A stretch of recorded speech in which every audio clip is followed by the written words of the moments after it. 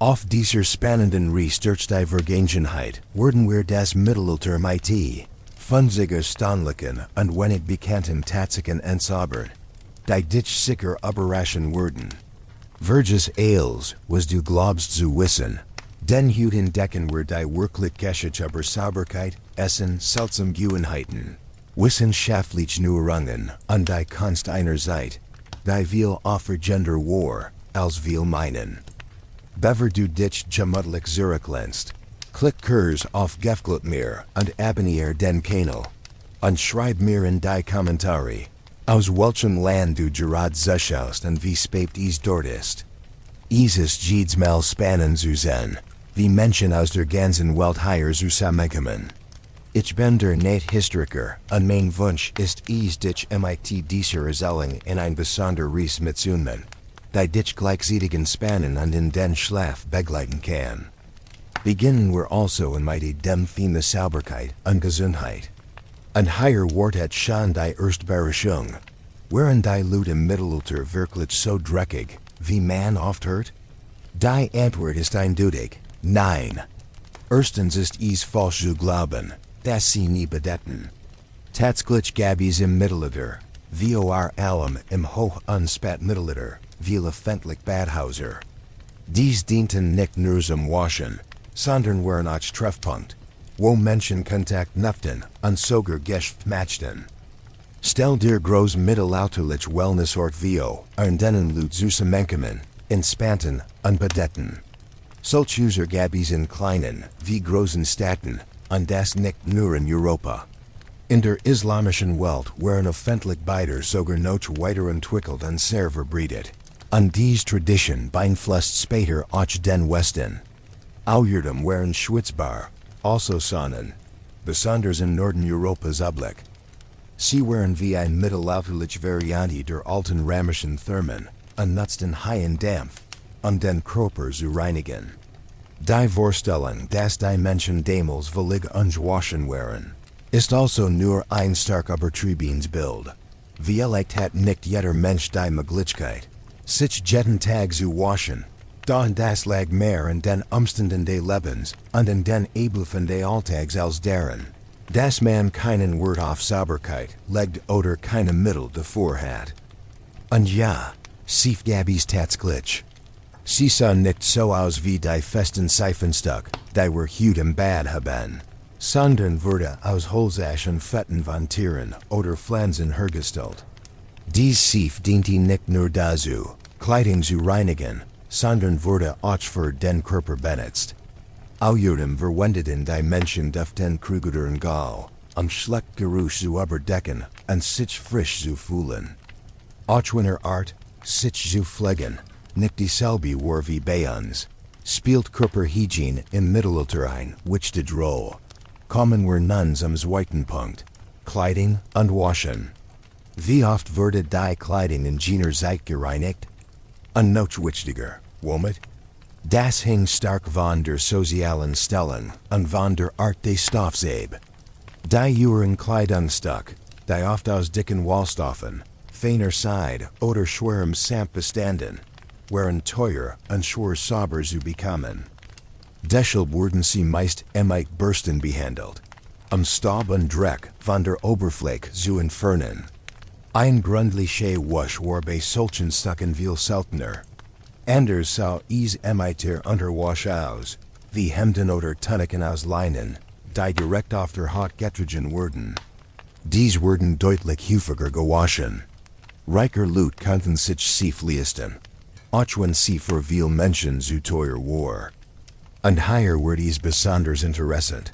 Für Bauern oder Rearschichten gab es ganz Hygiene-Methoden, Schmutz zu lassen. Ein der blicksten war ein Mischung aus Holzasch und Wasser. Dadurch entstand ein stark alkoholisch Flüssigkeit, die Fett und Flecken auflösen konnte. Aus dieser Mischung konnte man sogar sie verstellen, wenn man sie medial verband. Und nun kommt etwas, das viel überraschen dürft. Man verwendet auch Urin. Menschlicher Urin, vor allem wenn einige Zeit stand, enthält Ammoniak, eine Substanz, die Fettlassen an Stoff bleichen kann. Wenn man in mit Ash mischt, Beckham man I notes kriftigers middel zum reinigen der Kleidung. Och when is uns hut, eklig voorkomt.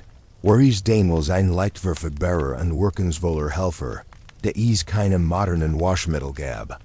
Noch dem Waschen wurde die Kleidung grundlich in Flessen oder Babchen ausgespült. Und damit sie danak angenehmer rock, fut man duften Kriegel hinzu. Das Waschen von Kleidung war anstrengend und wurde oft mit Methoden gemacht, die uns hut sehr ungewohnlich vorkommen wurden. Trotzdem war es ein ständig und wichtig Aufgabe. Jetzt kommen wir zum dritten Punkt, der viel Menschen neugierig macht, die Zahnpflege. Wie sorgten die Leute im Mittelalter für Jane?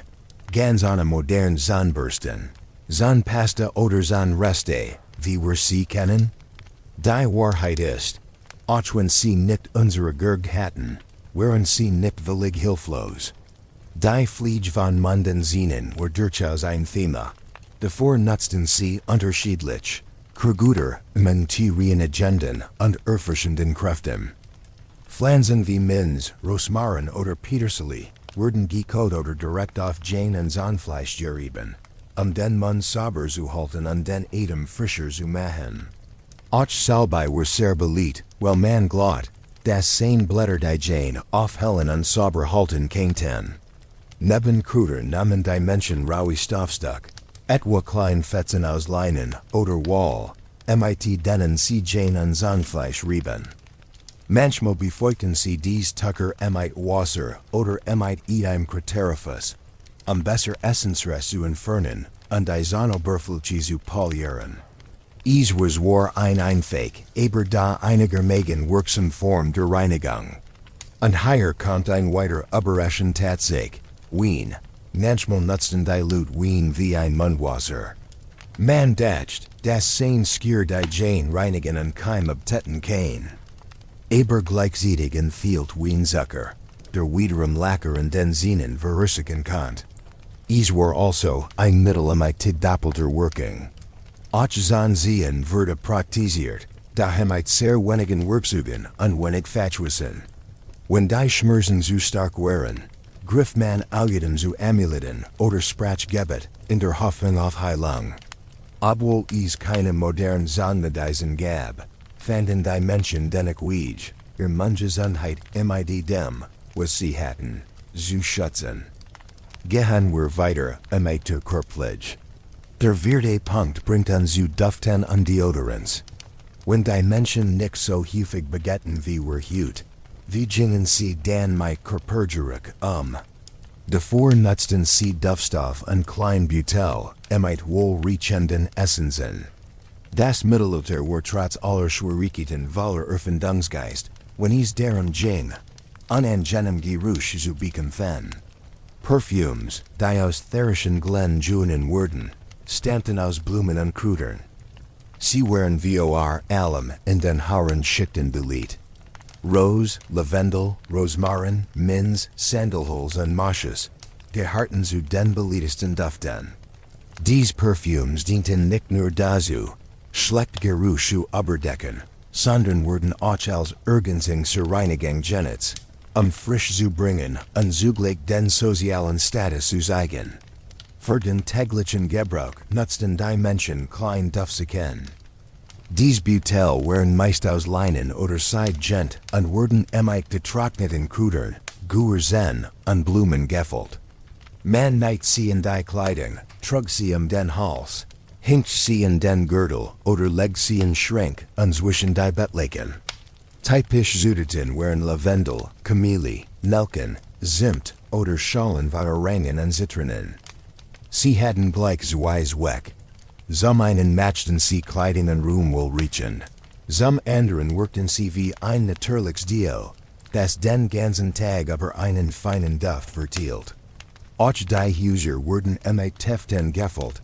Man verbrannte Harz oder Krüger oder strut frisches Weich auf den Boden, die nicht nur gut rocken, sondern auch lastige Insekten fernhielten. Auch ohne modern Deodorants fanden die Menschen also kreativ Weg, möglichst angenehm zu riechen. Da jetzt kommen wir zu einer weniger schönen, aber sehr realen Sicht des Lebens im Mittelalter. Leus and Flehe. These kleinen Parasiten waren ein alltägliches Problem, uns war nicht nur bei armen Leuten. Sauberkeit wurde zwar gebeti, aber nicht so wie heute. Es gab kaum Häuser mit warmem Wasser aus der Leitung. Kleidung konnte nicht ständig gewaschen werden. Und das Entzusammenleben von Menschen und Tieren matcht es Parasiten leicht, sich zu verbreiten. Das bedeutet nicht, dass die Menschen extrem schmutzig waren, es war einfach ein Folge der Lebensbedingungen. Und wie gingen sie damit Es gab verschiedene Methoden, manche besser als andere. Gegen Leus nutzte man feinzinkige Kekiem aus Holz oder Nacken, mit denen man die Haare durchkämmt. Zusätzlich trugen manche Leute Krügersalben oder Geil auf, zum Beispiel Pyrethrum oder Resinosol, die Leus abdecken sollten. In Klostern wurden oft die Köpfe komplett rasiert. Das hat nicht nur religiös Grund, sondern war auch praktisch gegen Leus. Bei vielen Menschen, Tier und Häuser. Sie lasche wurden, reinit man Matrizen und Bezug, grundlich und verbrannte Kruguter wie Minz oder Lavendel.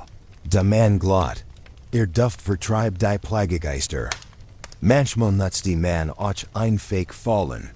Klebrige Tucker oder Schalen mit Wasser und Sief, in denen die Flee hängen blieben. Der Kampf gegen dies Tier hört nie ganz auf. Die Menschen akzeptierten sie als Tielers Alltags und erfanden ihre eigenen Tricks, sie reglich zu machen. Damit kamen wir nun zum Sechsenpunkt, die Medizin im Mittelalter. Wir denken dabei sofort an das Adlerlassen, aber die Wahrheit ist, die Heilkunst war viel vielfältiger und in manchen Bereichen erstaunlich fortschrittlich. Ja, das Adlerlassen war sehr verbreitet.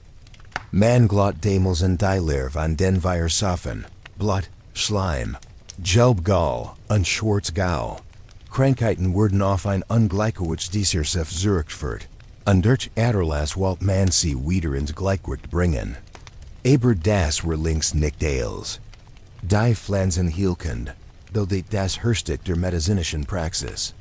Besonders manche und Frauen kannten sich mit Heilpflanzen gut aus und setzten sie gezielt ein. Sie nutzten ein Vielzahl von Kräutern, Beschwerden zu lindern, von Kopfschmerzen und Magenproblemen bis hin zu Wunden und Infektionen. Sie stellten Tees, Salben, Umschläge und Trunker, oft aus Süden wie Kamille, Baldrian, Knoblauch, Ingwer und vielen anderen Pflanzen. Dieses medizinische Wissen wurde aber viel Generationen weitergegeben und in den Schreibstuben der Cluster gesammelt, wo alte Bücher kapiert und sorgfältig gelesen wurden. Und auch wenn es uns heute vieles beherrscht, es gab tatsächlich schon einfache Formen von Chirurgie. Barbierchirurgen übernahmen Eingriff wie das Ziehen von Sehnen, das Einrichten von Nackenbrüchen, das Ausbrennen von Wunden und in sehr ernsten Fällen sogar Amputationen. Sie hatten weder Narkosemittel noch chemfreie Bedingungen wie in modernen Krankenhäusern. Darum waren diese Behandlungen unglaublich schmerzhaft und riskant, aber oft notwendig, Leben zu retten. Spezialwerkzeuge kommen dabei zum Einsatz, und die Schmerzen etwas zu lindern, gab man den Patienten Alkohol oder bestimmt Krüger. Auch der Glaube spielt eine große Rolle. Gebet, Reliquien oder Segnungen begleiten viel Heilversach. Trotzdem wurde gleichzeitig mit genauer Beobachtung und dem Einsatz natürlicher Mittel gearbeitet. Die Medizin des Mittelalters war also ein Mischung aus neu entstehender Wissenschaft, überlieferten Traditionen und festem Glauben. Aber wir schon über öffentlich beider gesprochen haben, darf man sich das Leben damals nicht so rosig vorstellen. Deshalb kommen wir jetzt zum 7. Punkt, die Entsorgung von Abfällen. Neben den Bedürfen gehört nämlich auch ein unangenehm, realit zum Alltag, nacktiv und die Besiedigung von Abfällen auf den Straßen. Für die meisten Menschen, wie auch allen in Häusern ohne Abwassersystem, war der Nachthof der Standard. Das waren einfach Gefge, die nachts oder auch tagsüber benutzt wurden, wenn der Weg zu einer Grube oder zu einem Bad zu weit oder unpraktisch war. Das große Problem kam danach, Woen emitem inhalt? In vielen Staten waris Ublik, die Naktiv einfach aus dem Fenster zu leeren, direkt auf die Strage, oder in a fien rinnen. Das Fort natürlich zu schmutz, Gestank unser Verbreiten von Krankheiten. Ein Bues sein für öffentliche Gesundheit, wie Wearies Hut kennen, Gabby's Nicht. Und die Waxen soll der Stadtbewohner match de Abfallfridge, not schwieriger. Neben den Nachtipfen landeten auch ander Rest auf den Stragen.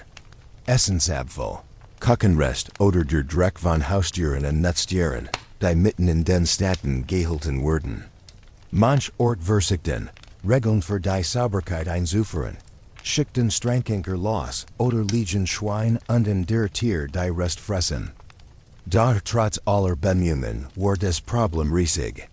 Das Zeit, dass das Mittelalter nicht nur aus Shannon Badhusern bestand, sondern auch von großen hygienischen Herausforderungen geprägt war.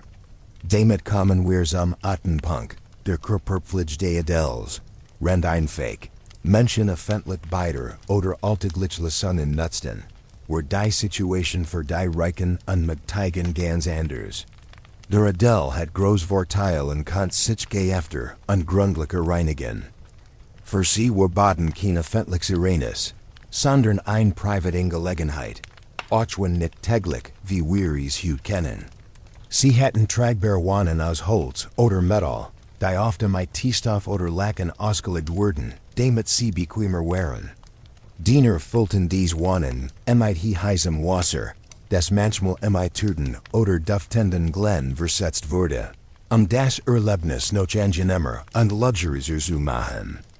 Au jedem benutzte der Adel regelmäßig besser Seifen, die entweder importiert oder noch feineren Rezepten hergestellt wurden. Sauber Handtucker und Frischleinenunterwäsche, die häufig gewechselt werden konnte, machten einen großen Unterschied für das Gefühl von Hygiene. Die hohe Kleidung, auch wenn sie nicht oft gewaschen wurde geberstet, ausgelaufen und manchmal mit Parfum oder duftendem Pulver behandelt, damit sie frisch wirkt. Der große Unterschied zwischen den einfachen Leuten und dem Adel lag in der Häufigkeit, den Mitteln und der Privatsphäre. Rend Bauern sich im Fluss in einem Brunnen oder mit einem Eimer Wasser im Haus wasch. Wenn es möglich war, und Kleidung aus groberem Stoff trug, die schwer sauber zu bekommen war, konnte der Adel durch seinen Reichtum und mit Hilfe von Dienern ein vielhöheres Maß an Pflege und Sauberkeit beibehalten. Für sie war Reinlichkeit nicht nur angenehm, sondern auch ein Zeichen von Machten Ansehen. Damit kommen wir zum 9. Punkt, die Krankheiten des Mittelalters. Und ja, die Pest ist wohl die erste Krankheit, und die man denkt, dass sie war bei weitem nicht die einzige, in wir sein. Jahrhundert wutet sie mit schrecklicher Wucht und lascht einen riesigen Teil der europäischen Bevölkerung aus. Da auch devoren danig hatten die Menschen mit vielen anderen Leiden zu kämpfen. Durch fallen Ruhr waren sehr verbreitet, weil es kaum sauberes Trinkwasser gab und die Hygiene schlecht war. Krankheiten der Lunge, wie Tuberkulose oder Lungenentzündung, breiteten sich leicht in stickigen und kalten Hüsern aus. Auch Hautleiden waren allglücklich, von Kritz über Lepra bis hin zu rätselhaften Fieber. Wie versiegt man, dies Krankheiten zu behandeln? Die Heilmethoden waren eine Mischung aus Erfahrung, Glauben und der Krudermedicin. Bei Fieber gab man zum Beispiel Tees aus Pflanzen, die den Körper zum Schwitzen bringen sollten. Oder man legt kalte Tucker auf die Stirn. Bei Bauchschmerzen nutzte man natürlich Mittel, die den Magen beruhigten oder den Darm reinigten. Blutegel oder das Ablassen von Blut wurden fast bei jeder Krankheit angewendet, sei es bei Kopfweh oder hohem Fieber, weil man glaubt, dass durch die Kurschaft wieder ins Gleichgewicht kämen. Auch die Ernährung war wichtig. Manch Lebensmittel galten als Wurmen, andere als Kuhlen, und je nach Krankheit meid man bestimmt Speisen. Bei Verletzungen oder Nackenbrüchen benutzte man Salben aus Kräuter, Entzündungen zu verhindern. Ohne die Ursachen wirklich zu verstehen, und fixierte die Glieder mit Schienen. Auch einfache Operationen gab es. Abscess worden Giefnet und Huer Geschwulst entfernt. Gleichzeitig spielt der Glaube ein groß Roll. Man betet, trug Amulet oder Pilger zu heiligen Orten. While viel Dakten, Krankheiten seien ein Strafgats oder des Workbesassergeister.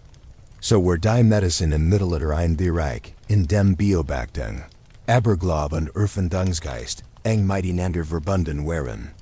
Nun kommen wir zum Zentenpunkt, die Heiler und Zauberer. Damals war die Grenze zwischen echter Heilkunst und dem, was man als Magie bezeichnet, kaum erkennbar. Vor allem auf dem Land waren die Menschen, die Krankversorgten, nicht die Gelehrten von den Universitäten. Dies waren selten und teuer, sondern lokale heilkundig. Oft waren es Frauen, manchmal wies Frauen genannt, später auch als Hexen bezeichnet. Sie kannten die Working vieler Krieger und Pflanzen, stellten Salben, Tees und Trunker und nutzten Wissen. Des Übergenerationen weiter gegen wurde. Ihr Heilmethoden hatten keine wissenschaftlich Grundlage.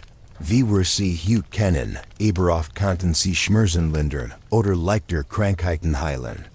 Dann neben ihrem praktischen Wissen gab es auch viel Volksglauben und Aberglaube, der sich mit Behandlungen mischt. Heiler benutzten oft Ritual, Schutzamulett, Gebet und Sprich bei ihren Behandlungen. Viel Menschen glaubten damals, dass Krankheiten nicht nur durch schlechte Luft oder Verletzungen entstanden, sondern auch durch Flutsch, den bösen Blick oder den Angriff von Geistern. Deshalb braucht man zur Heilung nicht nur Kräuter oder Salben, sondern auch etwas Magisches oder Religiöses. Für die Leute war das kein Widerspruch. Körperliches und Geistiges gehörten für sie einfach zusammen. Zauberer beschäftigten sich stärker mit die Wahrsagerei, Beschwörungen und dem Versuch, das Schicksal zu lenken. Da manchmal griffen Tätigkeiten in den Bereich der Heilung über, wenn sie Mittel gegen rätselhaft Krankheiten anboten, die man sich nur mit übernatürlichen Kräften erklären konnte. Dies Doppelroll, gleichzeitig Kriegerkenner und Anwender von Zauber, spiegelt Gott die Denkweise im Mittelalter wider, wo Wissenschaft und Magie ganz selbstverständlich nebeneinander existierten. Wenn wir nun von der Gesundheit wegen, kommen wir zur Ergründung der Bauern, einem wichtigen Schlüssel zum Verstehen des mittelalterlichen Lebens. Hier standen Brot, Brei und Getreide im Mittelpunkt. Für die meisten einfachen Menschen war das Essen eintönig und beruht fast nur auf dem, was sie selbst anbauten. Getreide bildet das Fundament ihrer Nahrung. Weizen, Roggen, Gerst und Hafer waren die wichtigsten Pflanzen. Aus innen wurde vor allem Brot gebacken. Dahies war nicht das hell fein Brot, das wir heute im Supermarkt finden, sondern dunkles, festes Brot aus Vollkornmehl, bei dem fast das ganz Korn verarbeitet wurde. Dieses Brot war das wichtigste Lebensmittel, die Hauptquelle für Kraft und Kalorien im Alltag. Man is fast zu jeder Mahlzeit, und oft diente is sogar als Teller, in dem is die Sauce von Eintöpfen oder Brüchen aufsaugt. Auch Brei spielten eine große Rolle. Sie wurden gekocht, in dem man Gemelins Getreide wie Hafer, Hirse oder Gersten Wasser oder Milch aufgellen ließ. Für viel Kinder und alte Leute war es ein blitzes Frühstück oder ein warm Mahlzeit. Manchmal mischt man Hülsenfrucht, Kräuter oder klein Stück Fleisch hinein, wenn man etwas davon hat. Fleisch blieb für die Bauern selten und wertvoll. Viel häufiger agen sie Linsen, Bohnen, Erbsen und Gemüse der Saison. Das Zentrum ihrer Ernährung blieb die Energie aus dem Getreide, einfach, aber ausreichend, lange Tage harter Feldarbeit zu überstehen.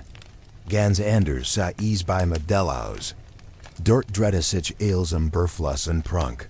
Fleisch war für sie kein Luxus, sondern Alltag und Zeichen von Macht. Adelige Tafeln waren wie mit Wild wie Hirschen, Hasen, Wildschweinen oder Vogeln, die aus ihren Jagdgebieten stammten. Auch Rind, Schwein und Geflügel wurden oft gegessen. Der Fleischverbrauch war so groß, dass Ernährung aus heutiger Sicht überlitten mit Eiweg und Fett war. Was Tischjedig besonders matcht. were der verschwenderische Einsatz von seltenen Guersen. Pfeffer, Saffron, Zimt, Muskat, Nelken oder Ingwer wurden aus weiten Fronten Ländern eingert. Sie waren extrem teuer und konnten nur von den Reichsen gekauft werden. Dies Guers dienten nicht nur dazu, die Speisen wurziger und abwechslungsreicher zu machen, sondern noch mehr dazu, den Wohlstand und die Bedeutung der Gastgeber zu zeigen. Sie galten als Zeichen von feinem Geschmack und als Verbindung zu den großen Handelswegen der Welt. Feste Beadligen waren Reseige Irignis. Es ging nicht nur darum, den Bach zu füllen, sondern auch darum, Match zu zeigen, neue Freundschaften zu schließen und die Geschichte zu beeindrucken. Bei solchen Mahlzeiten wurden viel verschiedene serviert, oft mit aufwendigen und beeindruckenden Darbietungen. Ein Fall, der mit seinen Vettern präsentiert wurde, Pasten, aus denen Leben Wegelflagen, oder Figuren aus Zucker, die wie klein Kunstwerk aussahen. Dazu gab es reichlich Wein und Bier, wenn Musiker, Jongler und Hofnarren für Unterhaltung sorgten. Der Tisch des Adels war ein weltvoller Berufsfluss und Kultur, ein starker Gegensatz zu dem einfachen Überleben der Bauern. Kommen wir zu den Getränken. Punkt 13, Wein und Bier. Im Mittelalter waren dies Getränke nicht nur zum Spaß des, sondern oft auch sicherer als Wasser. Warum? Wegen der Grung. In einer Zeit ohne Wasserleitungen oder Filter war das Wasser aus Brunnen, Flüssen und Bächen häufig verschmutzt. Es enthielt Keime und Bakterien, die Krankheiten wie Ruhr verursachen konnten, eine Krankheit, die sehr verbreitet und giftig war. Reines Wasser zu trinken war also ein Risiko. Hier wurden Wein und Bier lebenswichtig. Der Grungsprozess der Tig ist, sie herzustellen, matcht es den meisten Kiemen und Glitch zu überleben. Bei der Grung fressen Hefen den Zucker und erzugen Alkohol. Selbst kleine Mengen Alkohol wirkten wie ein natürliches Mittel gegen viel Krankheitserreger. Auch das Kochen des Biers und die Skier im Wein helfen, Schlichkeim zu besiedigen. Das bedeutet, dass die Menschen im Mittelalter, auch wenn sie nichts von Bakterien wussten, instinktiv verstanden, dass Wein und Bier sicherer waren als unbehandeltes Wasser. Selbst Kinder tranken eine sehr schwache Form von Bier, die fast mehr wie flüssige Nahrung war. Deshalb waren Wein und Bier nicht nur Getränke zum Essen oder zum Betrunken werden, sondern ein wichtiger Teil der täglichen Ernährung und ein Artschutz in einer Welt, in der sauberes Wasser selten war. Jetzt geht es weiter, mit.14, Geurs und Wurzmittel. Heute sind sie in jeder Küche normal, da im Mittelalter waren sie wertvoll Schatz, ein Symbol von Macht und Reichtum. Geurs waren viel mehr als nur Geschmacksverstärker. Sie konnten als Geld genutzt werden, zeigten den Wohlstand des Besitzers und waren ein fester Bestandteil der feinen Küche. Pfeffer zum Beispiel war so kostbar, dass manchmal direkt als Zahlungsmittel diente. Daher kommt auch der Ausdruck einwürmigen Wort. Pfeffer kam aus Indien und sein lange Gefgrisreis nach Europa, machten extrem teuer. Saffron, das Rot Gold, war ein weiteres kostbares Gures. Es stammt ursprünglich aus dem Nahen Osten und dem Mittelmeerraum. Saffron gab Speisen nicht nur einen besonderen Geschmack und eine goldgelbe Farbe, sondern man glaubt auch, dass heilend Kraft besitzt. Die Ernte war unglaublich mühsam, denn man braucht 1000 winzig Blutenarben, nur ein klein Mensch Saffron zu bekommen. Das erklärt seinen sehr hohen Preis. Zimt mit seinem suchen, warmen Duft kam aus Sri Lanka und aus anderen Gegenden Asiens. Zusammen mit Nelken und Muskatnuss gehörte zu den Guresen, die jeder haben wollte. Schon ein kleines bisschen davon konnte ein einfaches Essen in etwas Bessenderes verwandeln. Dies Gures dienten nicht nur zum Wurzen oder Haltbarmachen von Speisen, sondern wurden auch in der Medizin, für Duft und sogar als Opfergaben benutzt. Der Handel im Innen war so wichtig, dass ganz Handelsrouten wie die Seidenstraße belet an viel später Entdeckungsreisen antrieb. Wenn du also in mittelalterlich Kuch denkst, stell dir vor, das Gehörs nicht nur Südeten wären, sondern kleine Schatz, die Europa mit weit entfernten Ländern verbanden. Damit kommen wir zu Punkt 15. Die Methoden der Haltbarmachung von Lebensmittel. Ohne Kühlschrank oder Gefriertruhe hing das Überleben davon ab. Wie gut man Essen für den Winter oder schlecht Zeiten aufbewahren kann. Besonders wichtig waren Salzen, Rückern und Einlgen. Das Salzen war wahrscheinlich die bekannteste und nützlichste Methode. Salz saugt das Wasser aus dem Essen und verhindert so, dass Bakterien oder Schimmel wachsen konnten. Fleisch, besonders Schwein und Fisch wurden dick mit Salz bedeckt und in Fässer gelegt.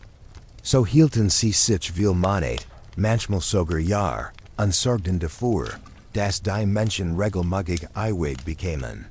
Ein bekanntes Beispiel war gesalzener Kabeljau, der in vielen Gegenden ein wichtiges Grundnahrungsmittel war. Auch das Rückern was sehr verbreitet. Vor allem bei Fleisch und Fisch. Man hinkt das Essen aber langsam fewer. Ließ es im Rauch trocknen und gab ihm damit nur eine längere Haltbarkeit, sondern auch einen besonderen Geschmack. Wurst, Schinken und besten Fisch wurden auf diese Weise behandelt. Eine der wichtigsten Methoden war das Einlgen und Fermentieren. Gemüse, Fleisch oder Fisch wurden in Sorflüssigkeiten wie Essig gelegt, oft zusammen mit Tierten und Gursen. Das macht dies verschlich keimfest und glitsch, dort zu überleben. Au Jordem bekam das Essen dadurch einen kräftigen Geschmack. Auf diese Weise konnte man auch klein Stück Wild oder Fisch lange haltbar machen. Obwohl diese Techniken einfach wirkten, waren sie die Grundlage der Ernährungskirche im Mittelalter. Dank ihnen konnten dafür ihr Ernten und Fenge aufbewahren und hatten das ganz Jahr über etwas zu essen. Jetzt wenden wir uns einem ganz anderen Punkt zu, den Fastenzeiten. Die Religion hat riesigen Einfluss darauf, was die Menschen essen dürften, und bestimmt oft nicht nur die Speisen, sondern auch den Zeitpunkt.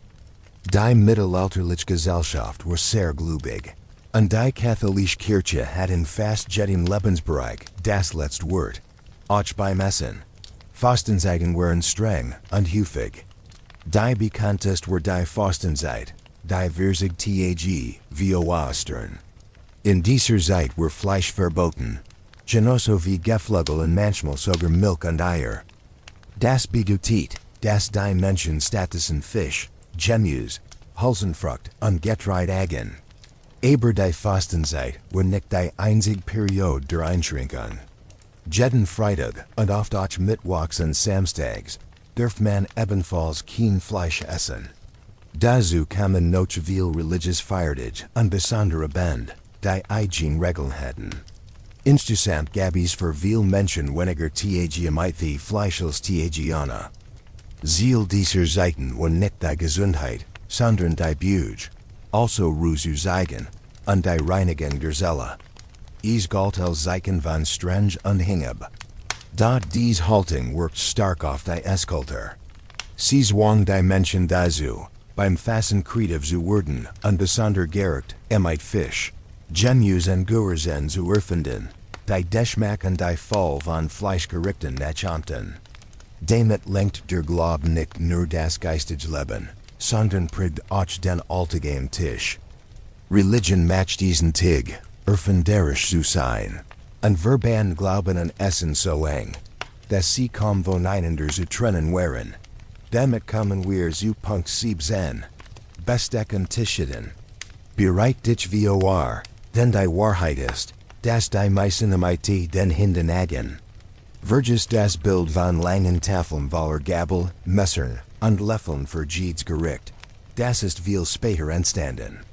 Im Mittelalter war Besteck, wie wir es heute kennen, selten oder gar nicht vorhanden. Die Hand waren das wichtigste Werkzeug beim Essen. Viel griffen direkt in die Gemeinsamen, Schüsseln oder nutzten Stück von festem Brot, sogenannte Trenchers, die als Teller dienten an auch Hafen, die Speisen aufzunehmen. Das Essen bestand oft aus Eintöpfen, Suppen oder großen Stücken, die sich leicht emite den Fingern griefen Legion. Wenn berhaupt, hat jeder Gast ein eigenes Messer. Das man nicht nur zum Schneiden von Fleisch, sondern auch für anders Zweck benutzt.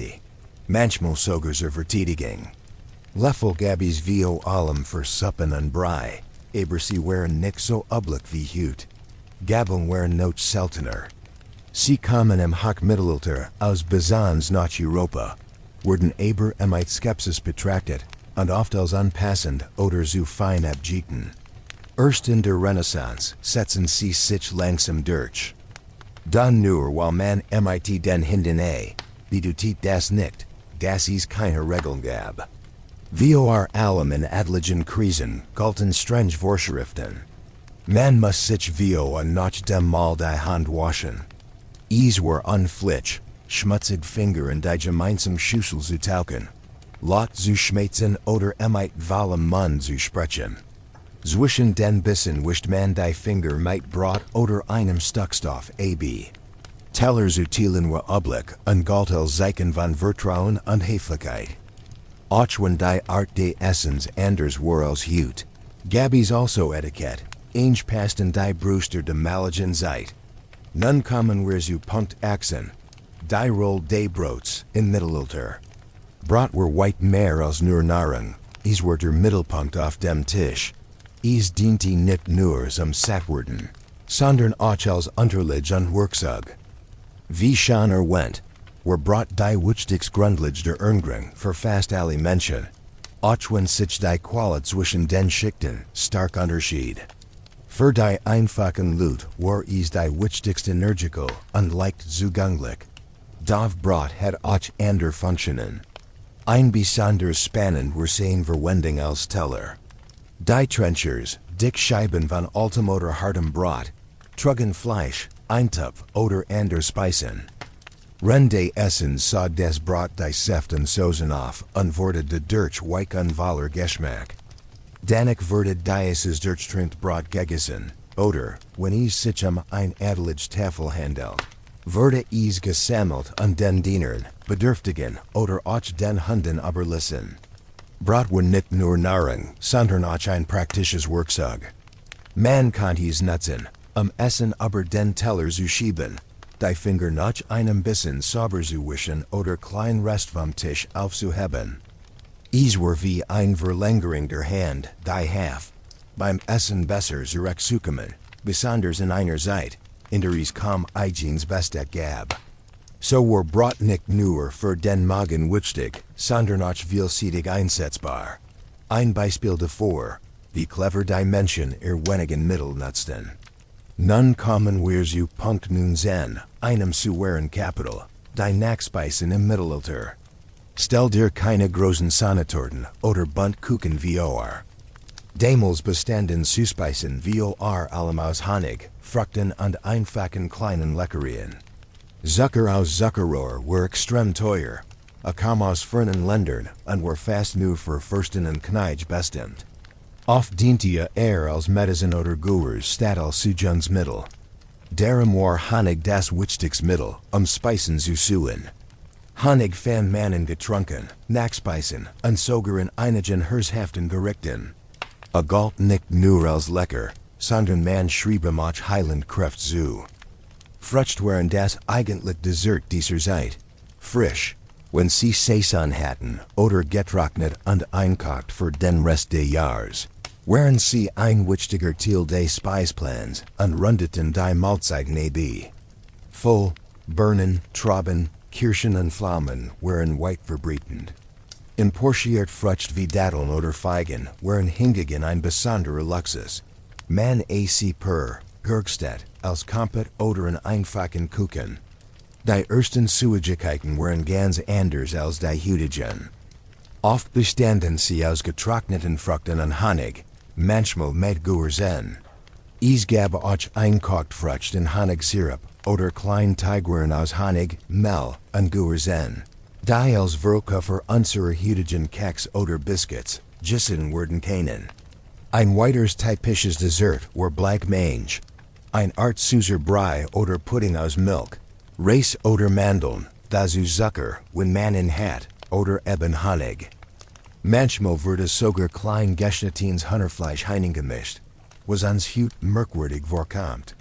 Auch wenn es damals nicht so viel verschiedene Zuspeisen gab wie Hut, waren Honig und Frucht die großen Freuden für die Gaumen des Mittelalters. Dieses Thema der Ernährung abzuschließen, kommen wir zu Punkt 20, dem mittelalterlichen Garten. Dieser war weit mehr als ein schöner Platz, war berlebenswichtig. Dort wuchsen Pflanzen, die man sowohl zum Kochen als auch zur Heilung verwendet. Ob in einer Burg, in einem Kloster oder bei einfachen Bauern, fast überall gab es Gräten, weil man sie dringend braucht. Genius war ein wichtiger Bestandteil der Ernährung, vor allem während der Fastenzeit oder als Ergänzung zu Getreide. In diesen Gräten wuchsen Kohl, Zwiebel, Knoblauch, Karotten, damals oft lila oder gelb, Pastinaken, Erbsen, Bohnen und Salat. All das wurden in Eintopfen, Suppen oder einfachen Salaten verarbeitet und half die Menschen durch das Jar zu versorgen. Der mittelalterliche Garten war nicht nur ein Ort zum Anbauen von Essen, sondern auch eine Art Apotheke im Freien. Viel Kruguter, die dort wuchsen, hatten heilend Kraft und wurden gezielt genutzt. Minz, Rosmarin, Salbei, Thymian und Petersilie gaben nicht nur Geschmack in der Küche, sondern galten auch als Mittel gegen Beschwerden.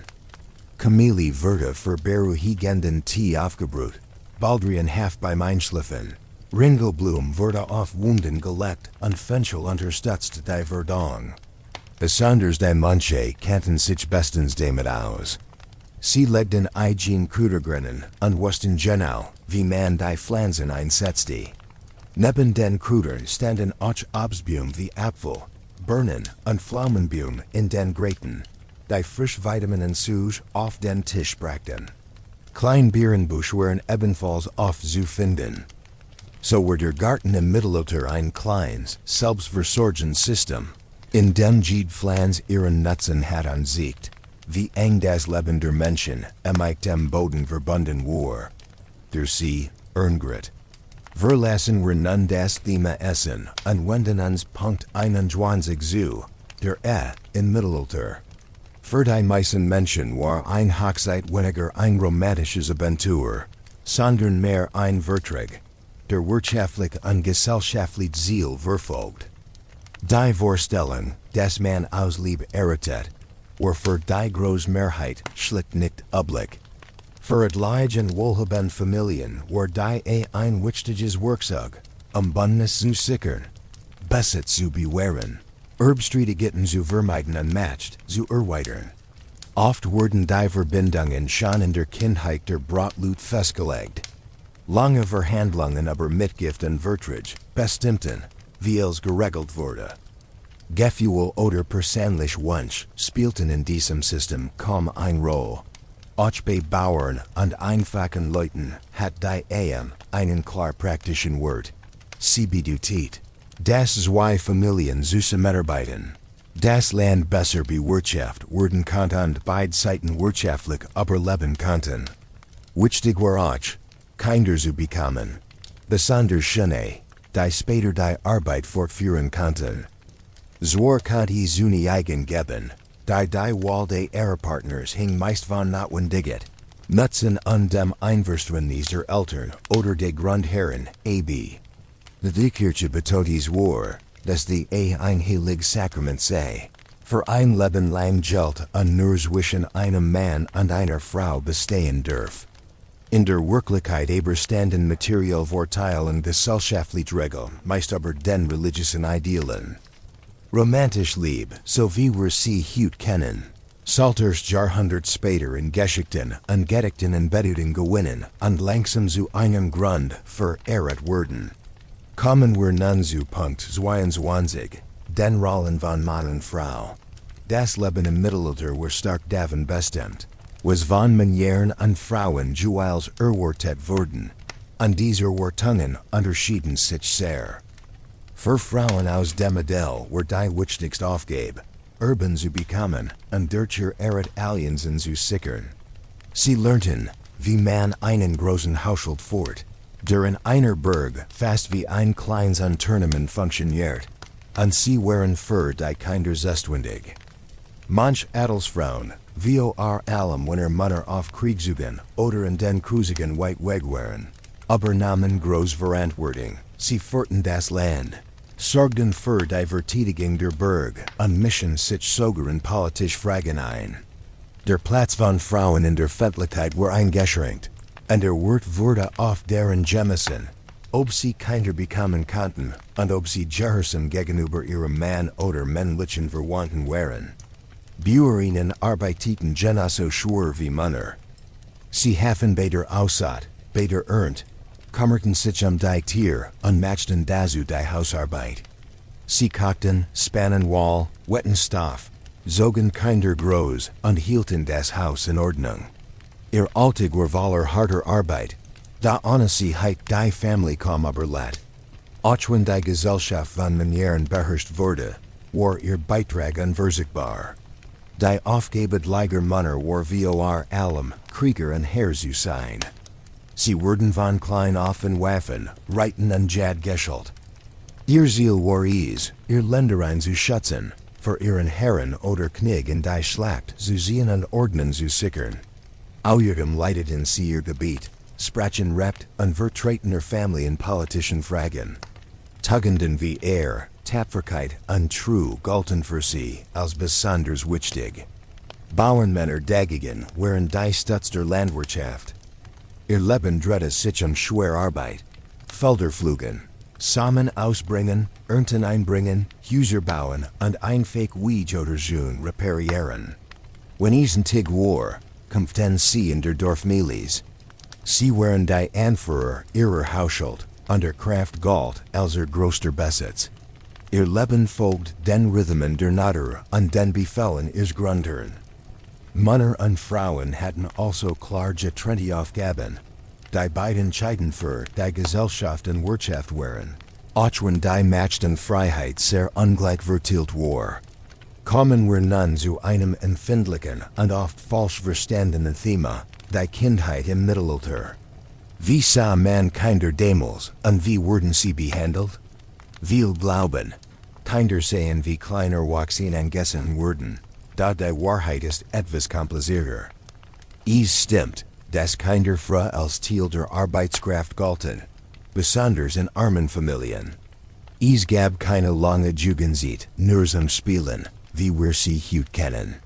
Schon mit etwas 7 Jahren, manchmal sogar früher, hafen Bauerskinder bei kleinen Arbeiten, Tierhüten, Holz sammeln oder auf dem Feld helfen. Die Kinder der Adels hatten ein anderes Schicksal. Sie wurden häufig als Pagen oder Hofdamen und andere Bürgen geschickt, dort Benehmen, Rittertugenden oder Handarbeiten zu lernen. Trotzdem gab es seine eigen. Eltern gaben ihren Kindern Namen, freuten sich über sie, trauerten, wenn sie starben, und sorgten sich ihre Zukunft. Archkollegisch Fund von Puppen, Holzernen Fürden und Riefen zeigen, das Spielen durchaus Teil der Kindheit war. Zwar starben viel Kinder jungen Krankheiten oder wegen der harten Lebensumstand, und manchmal hielten Eltern daher etwas Abstand, nicht zu viel Schmerz zu empfinden, da die Liebe verschwand nicht. Auch die Kirche betonte die Reinheit der Kinder und dringt auf ein Fruchthof. So war die Kindheit im Mittelalter anders als heute, weniger geschützt und kürzer. Aber dennoch eine Zeit, in der Kinder eine wichtige Rolle in Familie und Gemeinschaft spielten. Wenn du mir bisher hörst, hoffe ich, dass du meinen Kanal schon abonniert hast. Ich bin der Nachtlich Historiker und mein Ziel ist dies, eine große Gemeinschaft von Menschen zu schaffen, die genauso die Not und das Wissen lieben wie ich. Tausend Neugierig aus allen Teilen der Welt, nimm dir einen kurzen Moment Zeit, zu abonnieren an dieses Video und mit einem Freund zu teilen, der ebenso wissbegierig ist. Gern zu schweigen davon, wenn dein freundlich Herz den Wunsch hat, diesem einfachen Erzeller ein großes Dankeschön in Form einer Spende zu geben. Da auch ohne das bin ich bereits grenzenlos dankbar allein davor, dass wir diesen Augenblick miteinander teilen. und nun machen wir weiter mit der Geschichte. Unsere Reise durch das Mittelalter geht weiter, und wir kommen nun zu Punkt 24, den Festen und Feiern. In einer Welt voller schwerer Arbeit und täglicher Mühen waren Feste von zentraler Bedeutung. Und das mittelalterliche Leben war geprägt von der Mischung aus religiösen und alten heidnischen Brüchen. Der Jahreskalender war fast vollständig von der katholischen Kirche bestimmt, die ihren Festigen den Rhythmus vorgab. Weihnachten und Ostern standen natürlich ganz oben. Gefeiert die feierlichen Gottesdiensten, Zeiten des Fastens davor, und anschließenden großen Mahlzeiten. Dies gab uns Lige weiter heilig Tagt, Possessionen und Feiertage, die den eintönigen Arbeitsalltag unterbrachen. Dies kirchlichen Feste gaben den Menschen die Chance, sich zu versammeln, gemeinsam Ritual zu erleben, und oft auch besseres Essen und reichlich Getränk zu genießen, als sie es sonst tun waren. Da dies christlichen Feiern treffen sich häufig terren wirtschaftlichen Brüchen und verschmalzen innen. Vor allem Jeunen, die en Geresiden und der Landwirtschaft verbunden waren. So wurde zum Beispiel die Wintersen Wendend, ein altes Fest des Lichts und der Wiedergeburt, in Weihnachten aufgenommen. Ebenso verbanden sich Frühlingsfest zur Fruchtbarkeit, den Osterbrüchen. Die Kirche schafft dies nicht immer, dies Traditionen zu bestätigen, und entschied sich daher oft, sie umzudeuten und in ein christliches Kleid zu stecken. Auf dies Weise konnten die Menschen Gewohnheiten behalten, aber in neuer Form. Dies Feste waren Augenblick voller Freude und Befreiung. Es gab Musik, Tanz, Spiel, ein Theaterstück und vor allem reichlich Essen und Trinken. Für die Gemeinschaft waren sie wichtig, weil sie die Bande stärkten und allen ein Pause von der Hurt des Lebens boten. So sehr bestimmten dies Feierlichkeiten den Jahreslauf, dass sie oft die Zeiten von Satt besert, markierten, so die Momente von Ruhe und Freude. Nun schauen wir, wie die Menschen sich im Mittelalter noch vergnügten. Punkt 25 Fördern zu Spielen und Unterhaltung, ein entscheidender Teil, dem Alltag zu entkommen. Hier finden Reveals von Schach und Würfelspielen bis hin zu großen Turnieren und Auftritten von Musikern und Dichtern. Für die Adligen, aber auch für einige Einfäck-Lut, waren Brettspiel ein Billardart, Zeit zu verbringen und den Verstand zu üben. Schach, das aus der islamischen Welt nach Europa kam, galt bei Modell und bei Königen als Spiel hoher Strategie. Es wurde sehr geschätzt, weil es kluges Denken verlangt und den Krieg im Kleinen nachahmte. Würfelspiel und der Glücksspiel waren ebenfalls weit verbreitet, auch wenn die Kirche sie oft missbilligt, dass sie meist mit Wetten verbunden waren. Daneben gab es Brettspiel wie das mittelalterliche Beckermann oder verschiedene Arten von dem, da Hauerhalb der Häuser war die Unterhaltung auf Kurliker und beeindruckender. Turnier und Wettkampf waren die großen Höhepunkt, ritterlicher Feste. Dies Veranstaltungen waren nicht nur Bungsfelder für Krieger, sondern auch Jultage Spektakel, die ganz Menschenmengen ansagen. Die Ritter präsentierten dort es Stärk, Fähigkeiten und in Schautenfan. Es war zugleich Training, Unterhaltung und Möglichkeit, den eigenen Reichtum und Status sichtbar zu machen. Die Jet mit Falken und Hunden war ebenfalls ein beliebtes Vergnügen für die Oberschicht. Da egal ob arm oder reich, Musik und Geschichten waren für alle Menschen ein wichtig Quell der Freude. Spielut, Sänger und Gaukler zogen von Ort zu Ort, sangen Lieder, trugen lange Heldengeschichten vor, erzählten Märchen von Liebe und Tapferkeit, führten Kunststück auf oder warfen Beil und Messer in die Luft. Sie waren so etwas wie die Nachrichten und Unterhaltung ihrer Zeit und brachten Neuigkeiten in Dörfer und Bergen, die sonst abgeschieden waren. Auch religiös Feiern und Märkte boten Gelegenheit für Tanz, Spiel und klein Theaterstück, die oft ein religiös oder moralisch Botschaft hatten. Das Mittelalter war also keineswegs ein Trub episch ohne Freude.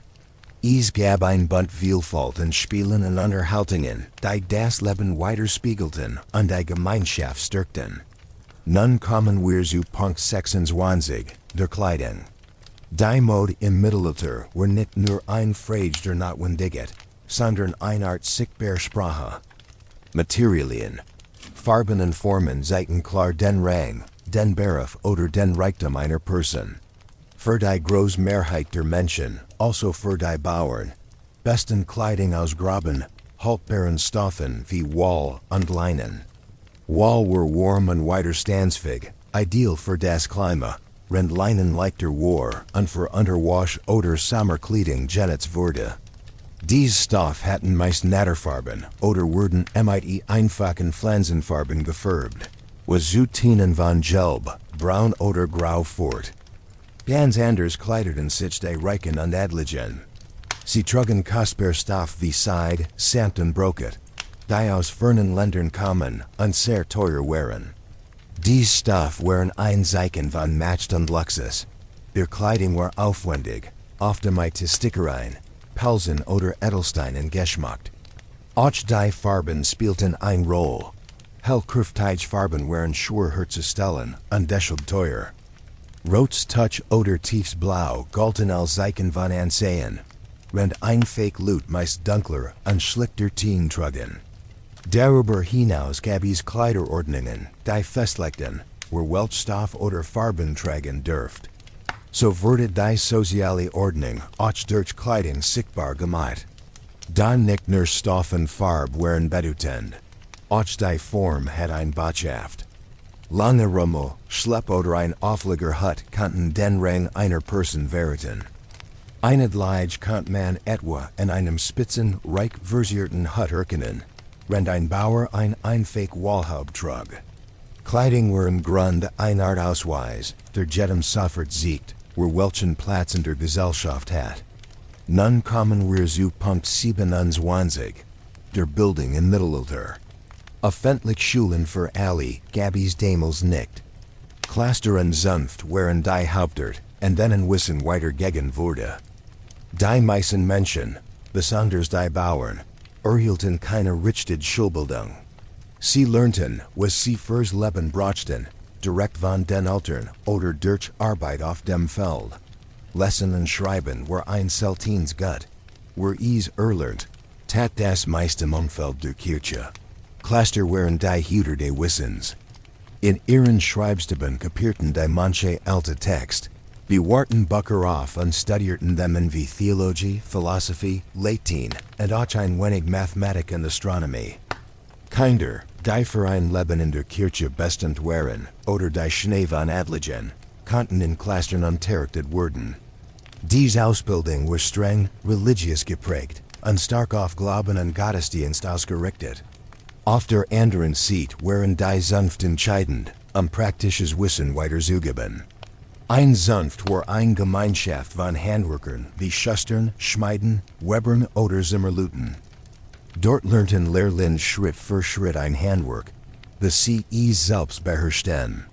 In den Zunften war das Lernen streng geordnet. Ein junger Bursch, der Lehrling genannt wurde, zog für mehrere zum Meister, lebt dort und heffen täglich. Schritt für Schritt lernte das Handwerk von den einfachsten Aufgaben bis zu den schwierigsten. Wenn genug Fertigkeiten gesammelt hat, dürfte Gesell werden. Später musste ein besonderes Werkstück schaffen, das Meisterstück, zu zeigen, dass das Handwerk vollkommen beherrschte. Gelling konnte selbst Meister werden und ein eigene Werkstatt öffnen. Diese Art der Ausbildung war sehr praktisch und absolut notwendig für die Entwicklung der Stadt und die Wirtschaft im Mittelalter. Später, gegen Ende dieser Epoche, entstanden die ersten Universitäten. Dort konnte man Studien betreiben, vor allem Theologie, Recht und Medizin. Dann die Schulen waren nur für ein sehr klein, wohlhabend Elite zugänglich. Darum war Bildungs war begrenzt, spielte aber eine wichtige Rolle, weil sie Wissen bewahrte und die Handwerkskunst weitergab. Damit kommen wir zu Punkt 28, den Aberglauben und Vorstellungen. In Mittelalter were die Welt von Magi, Zauberei und einer großen Furcht vor dem Unbekannten. Dies Dinge geharten fest zum Alltag. Es ist noch keine moderne Wissenschaft gab und viel naturerscheinung unverständlich blieben. Suchten die Menschen übernatürliche Erklärungen. Man glaubt den Einfluss von Geistern, Dämonen und Engeln auf das Leben. Ein Missernte, ein plötzliche Krankheit oder ein Sturm konnten als Strafe Gottes, ein Flutsch oder das Werk besasser Magician werden. Magie galt nicht bloß als Fantasie, sondern als Echtkraft. Es gab die Weiss Magie, verbunden mit Heilkräutern oder Segenspuken für Glück, und die Schwarz Magie, die man mit Hexerei und dem Teufel vernupft. Männer und Frauen, die als Hexer oder Hexen bezeichnet wurden, waren gefürchtet, aber auch manchmal aufgesucht. Man trat in zu, Krankheiten zu verursachen, aber auch verlorene Dinge wieder zu finden oder Zukunft und Schicksal vorherzusagen. Die Angst vor dem Unerklärlichen war ständig präsent. Walder galten als geheimnisvoll Ort, bewalkert von Fabelwesen. Krankheiten wurden als Werk Gottes oder Satans verstanden. Und jedes ungewöhnliche Reines konnte ein magischer Sash haben. So entstand der Glauben Kobold, Fen, Werwolf und an der Gestalten, die in Denners Landen lebendig wurden. Sich zu schützen, nutzten die Menschen Amulett, Reliquien, Gebet oder klein Ritual. Die Kirche verurteilt zur Zauberei und heidnisch Bruch, aber sie bernahm manch Daven in ihre eigenen Gewohnheiten. Etwa des Segnen von Feldern oder Gebet gegen das BS. So verschwammen die Grenzen zwischen Glauben, Aberglauben und Magie, und zusammen prägt die mittelalterliche Sicht auf die Welt. Nun geht es weiter zu. Punkt 29, den Reisen und Handelswegen. Unterwegs zu sein war Valer gefahren, brachte aber auch viel Chancen. Reisen war ganz anders als heute. Es gab keine Autos oder Zug, sondern nur ein Fake Weg, oft nichts weiter als Matchage oder Saubage Trampelpfad. Wer zu Land unterwegs war, reist zu Fu, ritt auf Pferden oder vor langsamen Karren, die von Ochsen gezogen wurden. Auf dem Meer waren die Lut dem Wind und den Strömungen ausgeliefert, und Sturm oder Schiffbruch waren ständig Risiken. Geffer und Gabbies überall. Ruber und Wegeleger versteckten sich in Wäldern oder Schluchten und griffen einsam Reascende oder Händler zusammen. Deshalb schlossen sich viele Menschen zu Gruppen zusammen und Kaufleute mieteten bewaffnet Männer als Schutz. Auch Krankheiten begleiten die Reisen und konnten sich schnell in einer Gruppe ausbreiten. Au jedem bedeutet das Überschreiten von Grenzen, dass man mit richen Zillen, Abgaben und manchmal sogar mit Feindschaften zwischen verschiedenen Fürsten umgehen muss. Die Stragen waren schlecht ausgebaut. Herbergen gab es nur selten, und wenn dann waren sie einfach unspürlich. Brücken und Wege waren oft kaputt oder gar nicht vorhanden. Trotz all dieser Gefahren gab es aber auch Resides Chancen. Handelswege waren wie die Dörren der mittelalterlichen Wirtschaft. Sie verbanden Europa mit dem fernen Osten und mit Nordafrika. Aber die bekannte Seidenstrage kamen Guers, kostbar Stoff und in der teuer Waren aus Asien. Aber die Routen im Mittelmeerraum und in der Ostsee gelten Salz, getrockneter Fisch, Holz und Tierfel in die Stid. Die Kaufleute spielten dabei eine sinnvolle Rolle. Sie transportierten nicht nur Waren, sondern auch Wissen, Techniken und Ganskulturen. Durch den Handel wurden Städte wie Venedig, Genua oder die Hansestadt unglaublich reich. Großmessen, wie die in der Champagne in Frankreich, waren Treffpunkt, und denen Händler aus ganz Europa zusammenkamen, zu kaufen und zu verkaufen. Reisen war also voller Risiken, aber gleichzeitig ein Motor für Veränderung, Reichtum und Verbindungen in der lebendigen, wenn auch gefährlichen Welt des Mittelalters. Nun kommen wir zu Punkt 30, der Rolle der Kirche in dieser Zeit. Die Kirche war nicht nur ein Ort für den Glauben. Ihr Einfluss war so stark, dass sie auch im politischen und gesellschaftlichen Leben ein allgegenwärtige Kraft war. Die Katholische Kirche war die mächtigste und ein stärksten Institution in Europa. Ihr religious Autorit war für die meisten Menschen nicht anzuzweifeln. Vom Hermsen Bauern bis hin zum mächtigsten Knig, glotten alle. Das Heil ihrer Seele von der Kirche abhing. Und das gab ein enorme Macht über das tägliche Leben. Da ihr Macht ging weit über den Glauben hinaus. Die Kirche war auch ein wichtiger politischer Spieler. Sie besses Resides Ländereien und wurde dadurch zu einem der größten Grundbesitzer behauptet.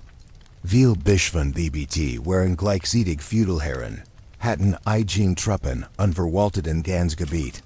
Der Papst, als oberster Herr der Kirche, kann König und Kaiser krönen oder sie sogar aus der Gemeinschaft ausgliedern. Damit stand oft über weltlichen Herrschern. A bestimmt Gesetz des Kirchenrechts, Steuern wie den Zenten, und griff als Vermittler in Streitereien zwischen Königreichen ein. Auch im sozialen Bereich hat die Kirche eine entscheidende Funktion. Klöster waren Ort der Hilfe, sie boten Armenunterstützung, dienten als Einfach Krankenhäuser, stellten Unterkunft für Reisende bereit und waren, wie schon erwähnt, die einzigen Ort, an denen Wissen gesammelten Bildung vermittelt wurde. In Zeiten von Pest, Kriegen oder Hungersnöten war sie die wichtigste Institution, die Trost und Halt gab. Sie setzte außerdem die moralischen und ethischen Regeln fest, die das tägliche Leben bestimmten, von der Ehe bis hin zum Handel.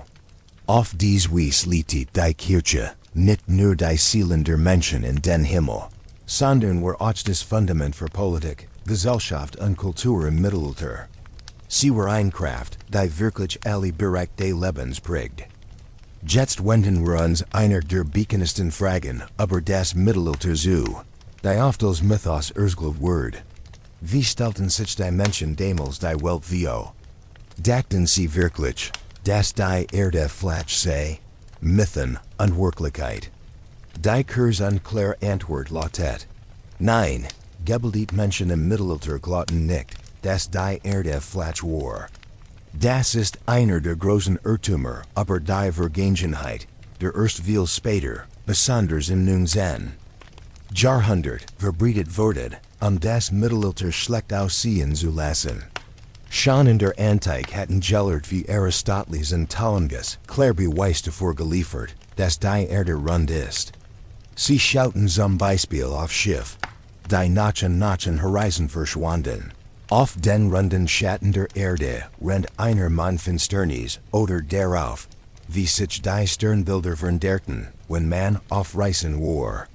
Dieses Wissen ging im Mittelalter nicht verloren. Im Gegenteil, die Gelehrten jener Zeit, ob geistlich oder einfach Wissenschaftler, akzeptierten ganz selbstverständlich die Vorstellung einer kugelförmigen Erde, in wichtigen Schriften wie der Summa Theologica von Thomas von Aquin oder in den Texten von Beta Venerabilis wurde die Erde ohne Zweifel als Kugel beschrieben. Zwar zeigten manche Landkarten die Erde als Scheibe oder als Oval, da das war eher eine künstlerische Darstellung oder eine vereinfachte Zeichnung, keine echte Überzeugung, dass die Welt flach sei. Die berühmte Geschichte, dass Christoph Columbus gegen den angeblichen Glauben an eine flache Erde kämpfen musste, ist ein Märchen, das erst viel später erfunden wurde. Die Auseinandersetzung, die Columbus mit Gelehrten fort, hat nichts mit der Form der Erde zu tun. Alle wussten, dass sie rund war. Es ging die Größe des Erdballs. Columbus war überzeugt, die Erde sei viel kleiner, als sie in Wirklichkeit ist. Und das deshalb, essen liegt viel höher, wenn man über den Atlantik segelt. Die Gelehrten jener Zeit, die besser Berechnungen hatten, erklärten dagegen, dass die Strecke viel länger und gefährlicher sei. So seht sich, das Bild, das die Menschen im Mittelalter von der Welt hatten, war für ihr Zeit ziemlich fortschrittlich. Der Mythos von der flachen Erde ist ein Beispiel davor, wie Geschichte verdreht werden kann. Kommen wir nun zu Punkt 32, den technischen Entwicklungen. Entgegen der Vorstellung, Das Mittelalter sei ein dunkel und unbeweglich episch gewesen. Wo in Wahrheit einseit voller Erfindungen, die Landwirtschaft, Handwerk und den Alltag stark veränderten. Besonders wichtig waren dabei Wasser und Windmühlen, der Schwerflug, eigener Flugschar und das Hufeisen. Gerade im Bereich Energie gab es bedeutend Fortschritt. Wassermühlen, die schon im Altertum bekannt waren, verbreiteten sich im Mittelalter in ganz Europa. Windmühlen dagegen waren ein Erfindung dieser Zeit und brachten eine kleine Revolution sich. Sie dienten nicht nur dazu, Getreide zu mahlen und Mehl herzustellen, sondern wurden auch für viel handwerkliche Arbeiten genutzt. Zum Zerkleinen von Mineralien, zum Verdichten von Stoffen oder zum Schneiden von Holz. Diese Mühlen waren ein kluger Einsatz der Naturkraft. Sie nahmen Menschen und Tieren schwer Arbeit ab und machten die Produktion viel schneller und effizienter. In der Landwirtschaft brachte vor allem der Schwerflug große Veränderungen. Die alten römischen Flüge waren leicht und ritzen nur die Oberfläche der Erde und der neue Flug dagegen hat ein eisern Klinge und ein Gebigen Streiklick, das den Boden tief umdreht. Damit konnten die Feuten und schweren Baden Nordeuropas verbietet werden, die vorher kaum nutzbar waren. Das war zu reicheren Ernten und Erlot, neue Flecken zu bewirtschaften. Die Einführung dieses Fluges wurde zu einer der Grundlagen der landwirtschaftlichen Revolution im Mittelalter. Am Ende waren auch Hufeisen ein Neuerung, die auf den ersten Blick klein wirkt, aber riesige Nutzen bracht. Wenn die Huf der Ferd mit Eisen beschlagen wurden, konnten sie auf hartem Boden laufen und länger arbeiten, ohne sich zu verletzen. Zusammen mit dem Kommetscher, das dem Ferd Lot, schwer Lasten zu sehen, ohne dabei zu ersticken, wurde das Arbeitsferd viel wirksamer als der Ochs. So konnte ich schneller gehen und mehr Gewicht bügen. Diese Erfindungen machen klar, dass das Mittelalter kein Wegner Stillstand war, sondern ein Zeit voller praktischer Eiden, die den Weg für neue technisch Fortschritt vernetten. Kommen wir zu Punkt 33, den Uhren an der Zeit. Wie bestimmten die Menschen im Mittelalter die Stunden? Beveries mechanisch Uhren oder gar Taschenuhren gab? Sie hatten kluge Methoden, die auf Naturbeobachtungen einfachen Werkzeugen beruhten. Am Tag benutzten sie vor allem Sonnenuhren, die schon seit der Antike bekannt waren. Ein Stab, der sogenannte Gnomon, warf seinen Schatten auf ein Fletch, die mit Stunden markiert war, so dass man den Verlauf des Tags abelsen konnte. Das Problem war nur, dass sie bei schlechtem Wetter oder in der Nacht nutzlos waren. Darum griff man in Klastern oder in Orten, wo es genauer Messungen bracht, auf Wasserung Zurich, die man auch Klepsydren nennt. Bei ihnen floss Wasser gleichmäßig von einem Gefgen anders, und so ließ sich die Zeit messen. Auch Sanderen wurden verwendet. Sie liegen feinen Sand von einer Kammer in die andere, Riesel und konnten so ein Stund oder ein halb Stund anzeigen. Der man sie tragen konnt, nutzte man sie für bestem Dinge, etwa ein Predit, ein Watch oder ein Handwerk zu bemessen. Das wichtig System, das den Alltag prägt, waren jettig die kanonischen Stunden, die von den Glocken der Kirchen und Klaster verkündet wurden.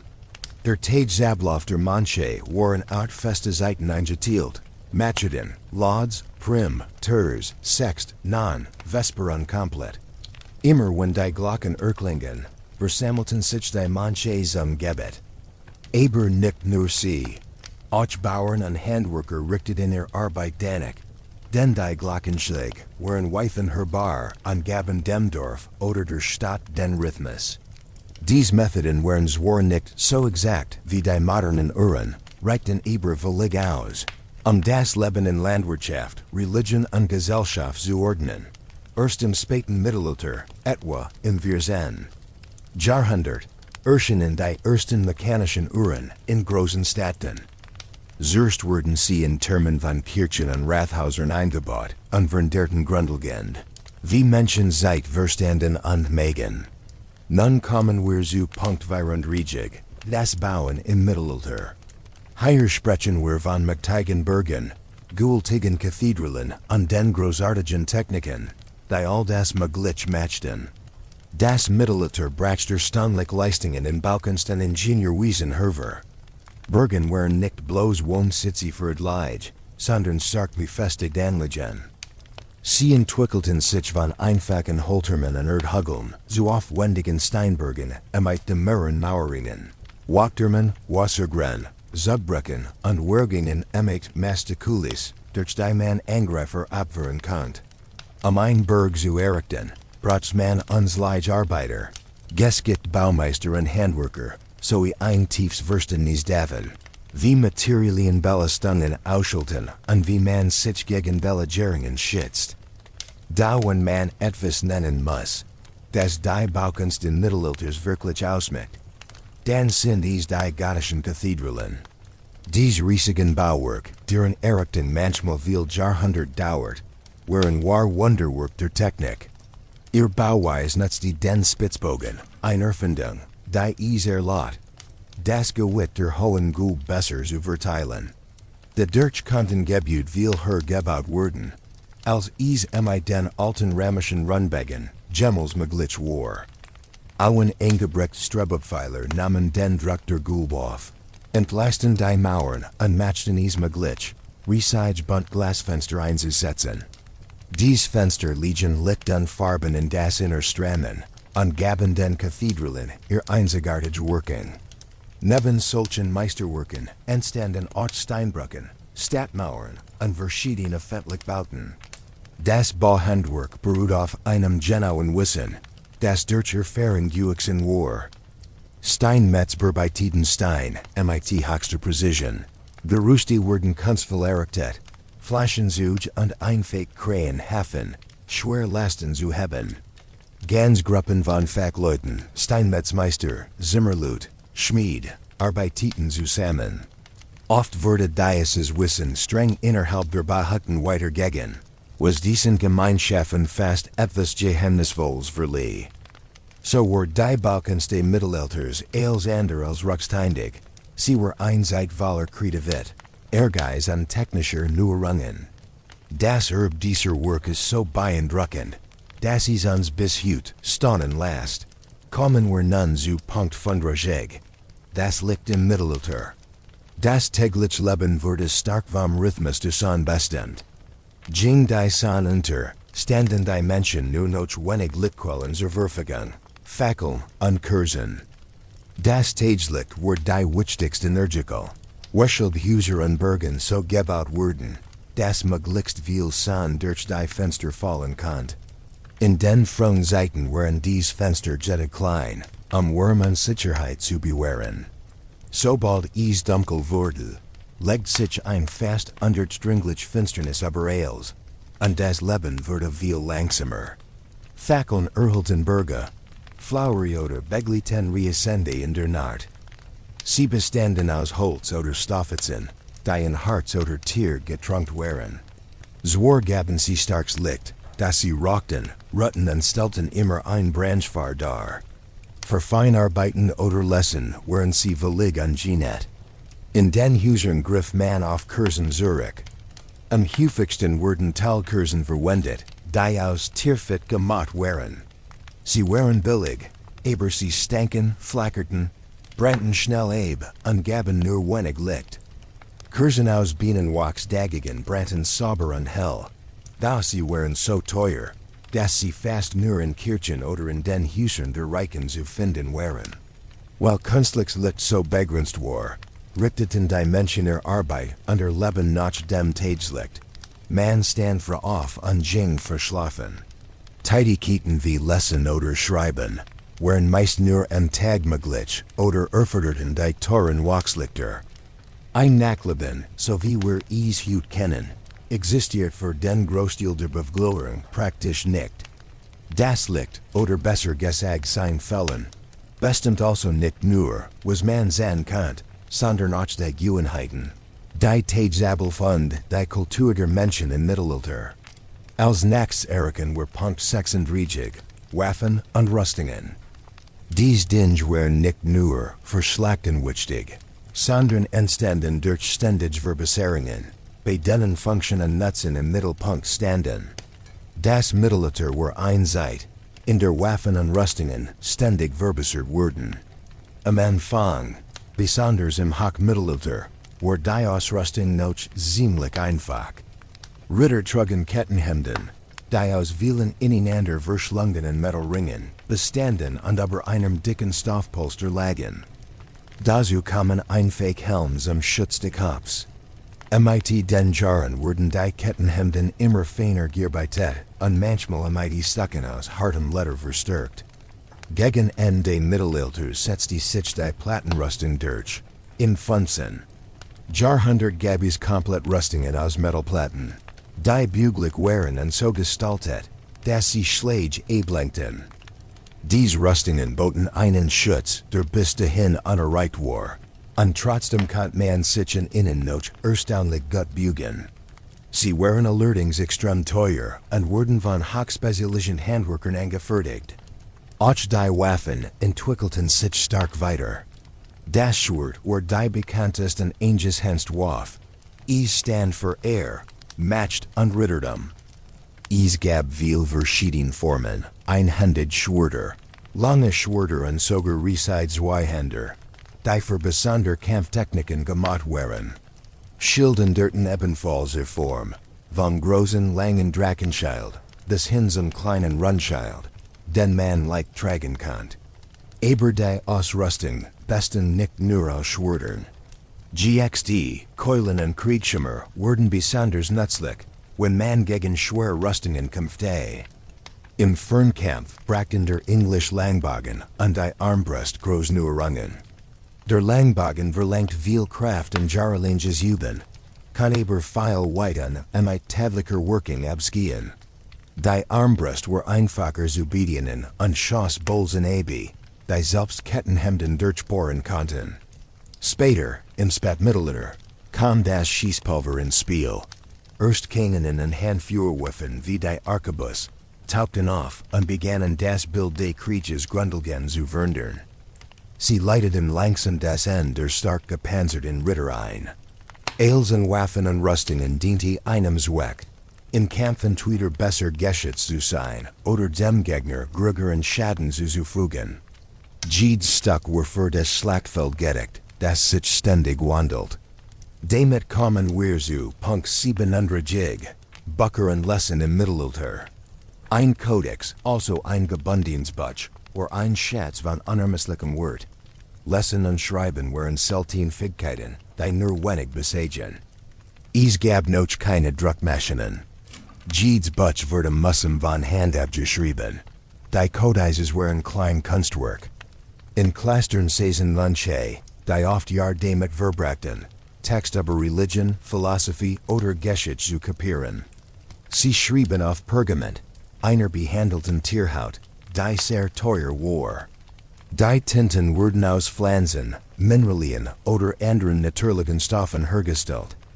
Oft wurden die Seiten mit goldenen Verzierungen und bunten Bildern geschmückt, die berühmten Miniaturen.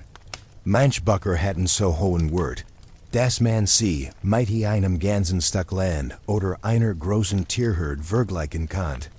Daher Preis war nicht nur in Geld messbar, sondern auch im kulturellen und religiösen Sinn. Die Bücher so kostbar waren, konnten nur wenig Menschen lesen. Fast alle Bauern und das einfache Volk waren Analphabeten. Sie bekamen ihr Wissen und der Regel aus London, Predigten oder aus den Bildern, die Wunderkirchen schmückten. Lesen zu kennen war im Mittelalter fast nur den Geistlichen vorbehalten, also Mönchen, Priestern und Bischöfen.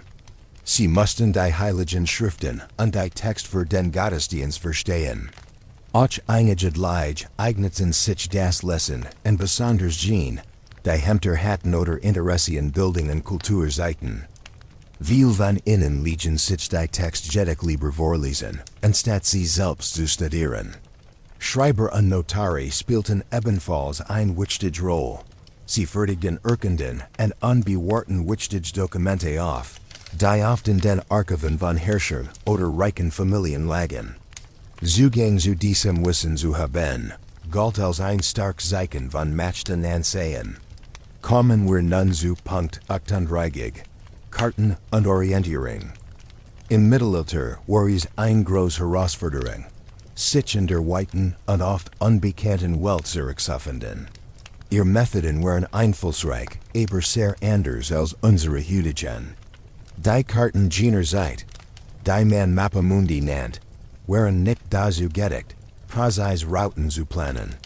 Sie hatten meist mehr ein religiös oder symbolische Bedeutung als ein geografisch. Viele dieser Karten waren rund, mit Jerusalem im Mittelpunkt und dem Osten, wo man den Garten Eden vermutet. Sie stellten die Welt aus christlicher Sicht dar und verbanden Geografie mit Bibelgeschichten und Legenden. Zur Orientierung in Land nutzten die Menschen wie allem natürlich Merkmal. Fluss, Berge, Kosten oder bekannte Dörfer und Stid. Erfaring Reasende blickten tagsüber auf die Sonne und nachts auf die Stern, besonders auf den Polarstern, der den Norden ansieht. Außerdem gab es sogenannte Itinerar, Listen von Orten mit den Entfernungen des Wischen und Beschreibungen der Wege samt Gefahren. Pilger und Händler stützten sich stark auf solchen Leitungen und auf das Wissen der Leute, die Wege kannten. Auf sie war die Technik schon weiterentwickelt. Sie Leute benutzten sogenannte Portolankarten. Diese Seekarten zeigten Häfen und Küsten mit erstaunlicher Genauigkeit und hatten Linien, die möglichen Kurs zwischen den Orten markierten. Solche Karten wurden von Händlern und Seefahrern entworfen und basierten auf genauen Beobachtungen. Die Matrisen nutzten außerdem den Magnetkompass, der im Spätmittelalter aus China nach Europa kam und die Navigation auf See Verleg verhinderte. Weitere Hilfsmittel waren das Astrolabium, mit dem man die Stern messen konnte, den Breitengrad zu bestimmen, und die Sanduhr, die die Zeit und damit auch die Geschichtsstrecke zu messen. So kombinierten die Menschen die Mittelalters Beobachtung, frühe Technik und überliefertes Wissen, ihren Weg durch ein Welt voller Unsicherheiten zu finden. Damit kommen wir zu Punkt 39, die Match des Schreibens. Schreiben war im Mittelalter ein Werkzeug von großer Bedeutung, aber nur wenig beherrschten es. Es war keine Fähigkeit für die Breitmasse, sondern eine Kunst, die hoch und streng begrenzt war. Schreiber waren die Spezialisten des geschriebenen Worts. In den frühen Jahrhunderten waren fast alle Schreiber Manche, die in den Schreibstuben der Cluster arbeiteten. Dort widmeten sie ihr Leben dem Kapieren religiöser Text, geschichtlicher Werk und alter Schriften. Sie waren die Bewahrer des Wissens und sorgten dafür, dass es nicht verloren ging. Als die Welt im Spätmittelalter komplizierter wurde und stid so Handel auf Bluten, breitet sich das Schreiben auch außerhalb der Cluster aus. Es entstanden weltliche Schreiber, die für Kneich, Adlige, Kaufleut und Zunft arbeiteten. Sie wurden unentbehrlich für Verwaltung, Recht und Handel. Von den wurden Urkunden und Schriftstück zur Grundlage der Organisation, Königliche Erlass, Dokumente über Landbesitz, Ehevertrag, Testamente, Kaufregister, Handelsabkommen oder Gerichtsprotokoll. Els wurden nun aufgeschrieben. Ein Dokument, das mit einem Wachsiegel versehen war, galt im Mittelalter als sicherer Beweis für ein Recht oder ein Vereinbarung, viel verlässlicher als bloßes Erinnern oder mündlich Aussagen. Weil Schriftstück immer wichtiger für die Verwaltung von Ländern, Besitz und Handel wurden, entstand nach und nach die Grundlage für das, was wir heute Bürokratie nennen. Königlichen Städte brachten festes System, Steuern einzutreiben, Gesetz zu bewahren, Gerichtsurteil festzuhalten und Abmachungen mit anderen Makten zu ordnen. Davor entstanden Boroughs mit Menschen, deren einzig Aufgabe es war, alles aufzuschreiben und zu verwalten. So verlagert sich die Macht, sie lag nicht mehr nur im Schwert, sondern auch in der Feder und im Pergament. Damit kommen wir zu Punkt 40, die Werkzeuge der Arbeit. Zu verstehen, wie Handwerker im Mittelalter lebten, muss man die Gegend kennen, die sie täglich benutzten. Sie again für uns hut einfach wirken, aber sie wären das Fundament ihrer Kunst und Arbeit. Die Wirtschaft beruht nicht auf Maschinen oder Massenproduktion, sondern auf Handarbeit und der Fähigkeit jedes einzelnen Handwerkers. Ob Zimmermann, Schmied, Schuster, Weber, Steinmetz oder Goldschmied, jeder von ihnen braucht seine Hygiene, besonders Sammlungen und Werkzeugen. Diese Werkzeuge wurden nicht in großen Fabriken hergestellt, sondern meist von redlichen Schmieden gefertigt oder sogar vom Handwerker selbst gebaut. Dadurch waren sie wertvoll und hielten lange. Oft wurden sie von älteren Kinder weitergegeben. Ein Zimmermann zum Beispiel benutzt die GXD zum Flennen und Bearbeiten des Holzes, Sagen zum Schneiden, Hobel zum Glitten, Meisel zum Schnitzen und Hämmer sowie Nägel und Zirkel zum Verbinden. Jedes Werkzeug hat einen genauen Zweck und muss mit viel keinen geführt werden. Für den Schmied waren Amboss und Hammer das Herstück seiner Werkstatt. Mit Hilfe von Zangen, Meigeln und Bläsbogen, die das Feuer und Fakten, konnte Eisen so formen, dass daraus Hufeisen, Werkzeuge für die Landwirtschaft, Waffen oder Rüstungen entstanden. Der Steinmetz, der eine Schlüsselrolle beim Bau von Kathedralen und Burgen spielt, nutzt die Schlägel, unterschiedlich groß Meisel, Wasserwagen und Winkel. Mit äußerster Genauigkeit schnitt die schweren Stein zurecht, damit die gültigen Bauwerk stabil standen. Dies Gergt aus Eisen, Holz oder Leder waren das Ergebnis von Jahrhunderten praktischer Erfahrung und ständiger Verbesserungen. Die wieder Motoren not Strom gab, waren die Muskelkraft des Handwerkers und sein Wissen über die Materialien entscheidend. Die Werkzeuge waren nicht nur Hilfsmittel, sie bestimmten auch das Ansehen des Handwerkers in seiner Zunft und in der Gemeinschaft.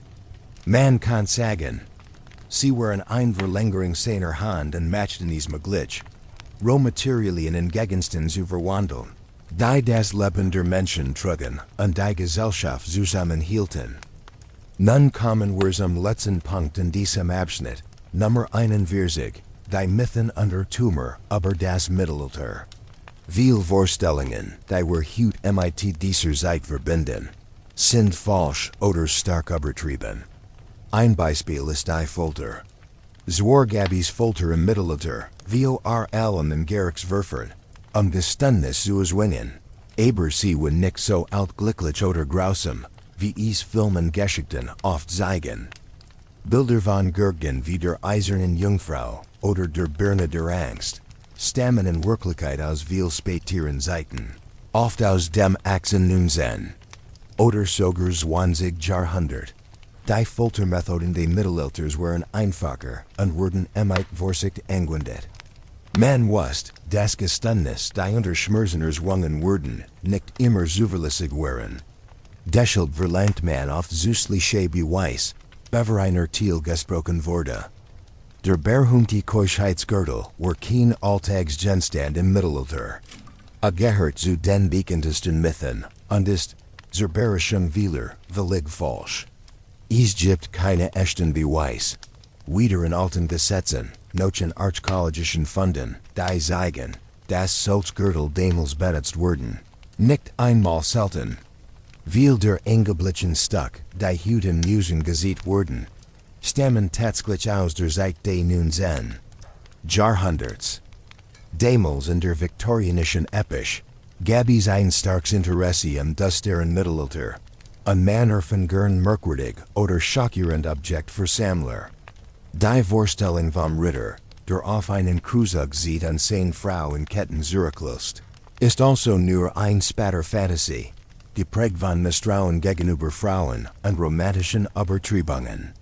Auch andere Legenden über das Mittelalter sind versert. Manche behaupten, die Menschen seien völlig schmutzig gewesen, was nicht stimmt, wie wir schon gesehen haben. Andere sagen, die Heilkunst habe nur aus Blutungen und Gebeten bestanden. Da das ist ebenso übertrieben. Oft hört man auch, es habe keinerlei Kultur oder Technik gegeben. Tatsächlich war die Zeit voller Entwicklungen und Neuerungen. Viel dieser falschen Bilder entstanden erst in der Renaissance und in der Aufklärung. Dies Epiken stelten sich gern, als Zeitalter de Lix dar. Im Gegensatz zu einem Einblick finsteren Mittelalter. Dat Wahrheit ist, das Mittelalter ein lange und sehr vielfältige Zeit war.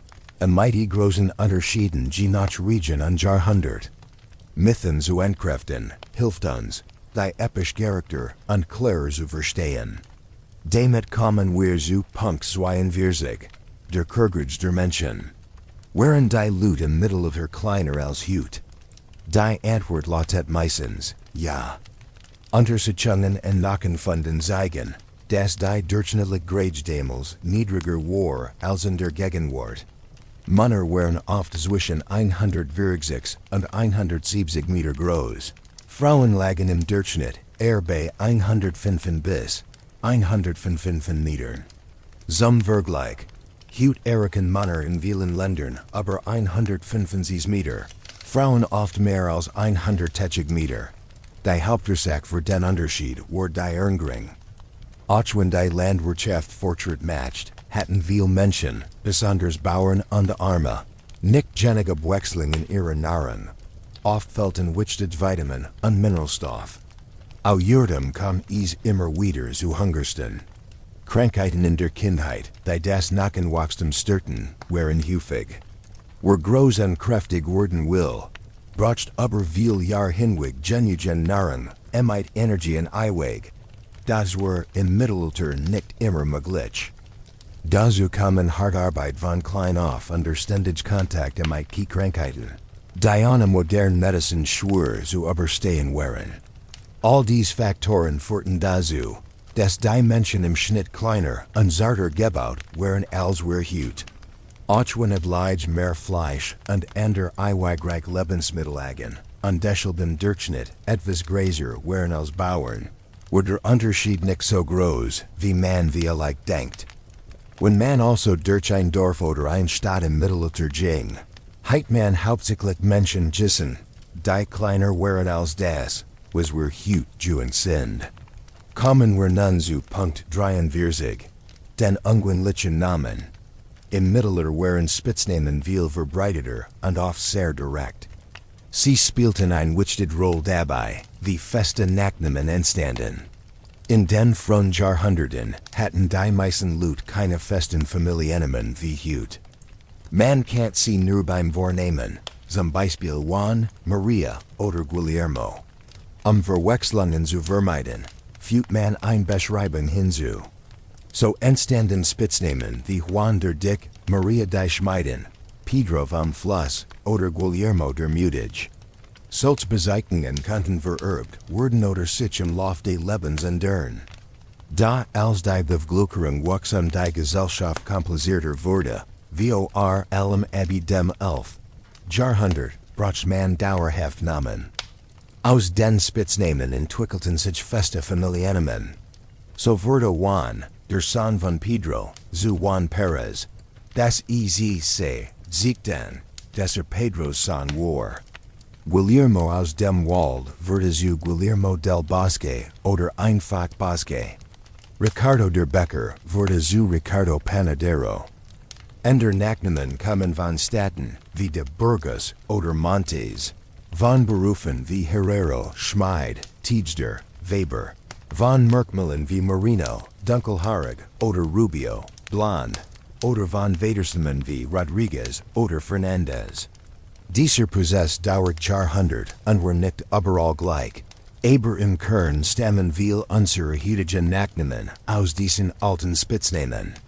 Nun, in Punkt 44, werfen wir einen Blick auf etwas Spannendes, die Herkunft bekannter Redewendungen. Viel Sprich, die wir heute noch benutzen, kommen direkt aus dem Leben den Mittelalters. Ein Beispiel ist sich Haarsbreit retten. Dieser Ausdruck wird damals ganz wörtlich gemeint. Wenn ein Schiff fast unterging und jemand ins Wasser fiel, konnte man ihn manchmal nur noch in den Haaren packen und herausschieben. Auch bei Rittern im Kampf konnte es passieren, dass einer vom Pferd stürzt. Dann konnte der Mann, die unter dem Helm herverschaut, festgehalten und so vor dem Tod bewahrt werden. Oder die Redensart sein besser Hilft finden.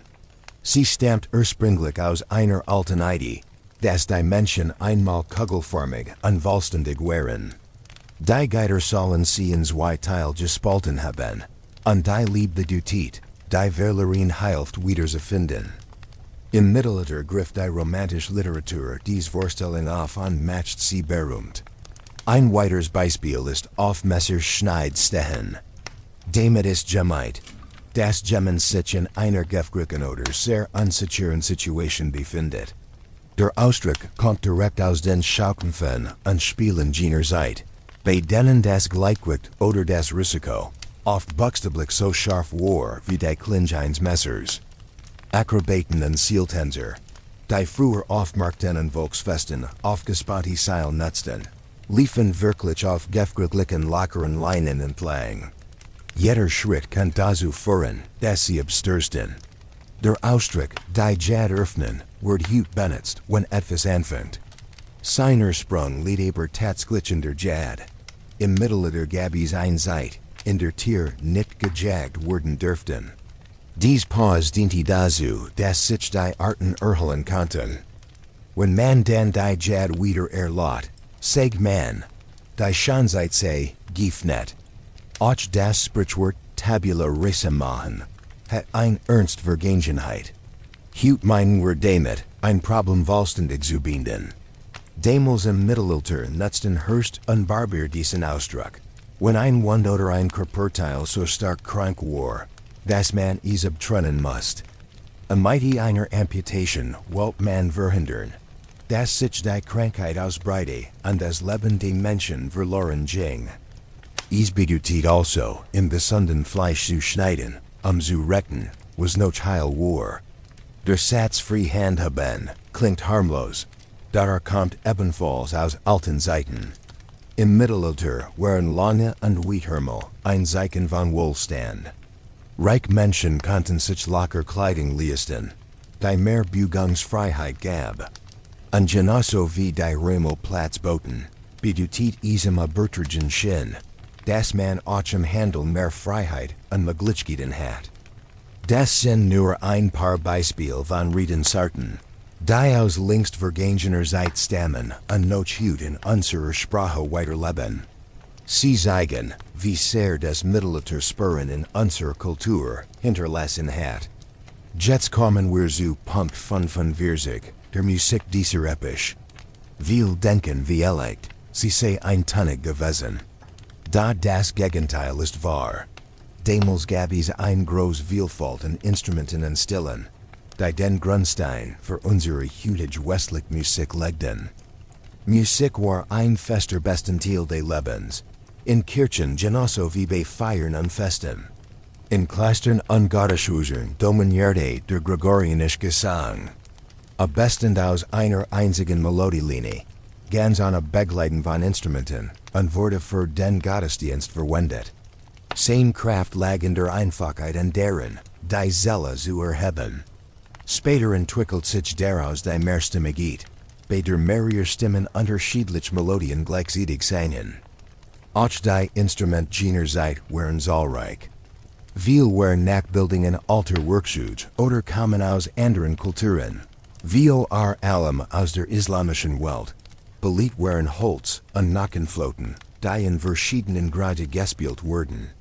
Die Laut, lich wie ein Gitarre oder Mandolin, kam aus dem arabischen Raum und wurde in der Höfischen sowie in der Volksmusik sehr geschätzt. Die Harf, die schon in der Antike existiert, begleitet Sänger und Dichter. Die Fiddle, ein Wirlkoffer der Violine, kann Melodien und lange Tien spielen. Die Drellier, ein Saiteninstrument mit Kurbeln tasten, hat einen einzigartigen Klang. Trompeten und Hörner nutzte man für Signal bei Festen oder im Militär, weniger für Lieder. Schlagzeuginstrument wie Trommel, Becken und Tamburini sorgten für Rhythmus bei Tänzen und Feiern. Die Musik dieser Zeit teilt sich grob in zwei Richtungen: Religious Musik, die zuerst vom einstimmigen Gesang und später von sakraler Mehrstimmigkeit geprägt war, und weltliche Musik. Die weltliche Musik stammt von Minnesänger, Troubadouren und Spielleuten. Sie waren Dichter und Musiker, die von Lieb, Rittermit, Kiebing Fen oder dem Altig sangen. Dies Lieder waren lebhafter, oft von Instrumenten begleitet und voller Rhythmus. Auch wenn es keine Tonaufnahmen aus jener Zeit gibt, Erzählen uns alte Handschriften und Beschreibungen, viel über die Klangwelt des Mittelalters. Es war ein Zeit voller musikalischer Entdeckungen, die noch heute unser Verständnis von Musik prägt. Und nun wenden wir uns einem weiteren, rauen und spannenden Teil des mittelalterlichen Lebens zu, der Rechtsprechung.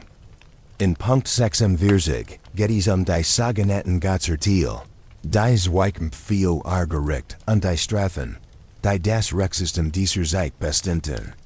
Die mittelalterliche Justiz war etwas völlig anders als das, was wir heute kennen.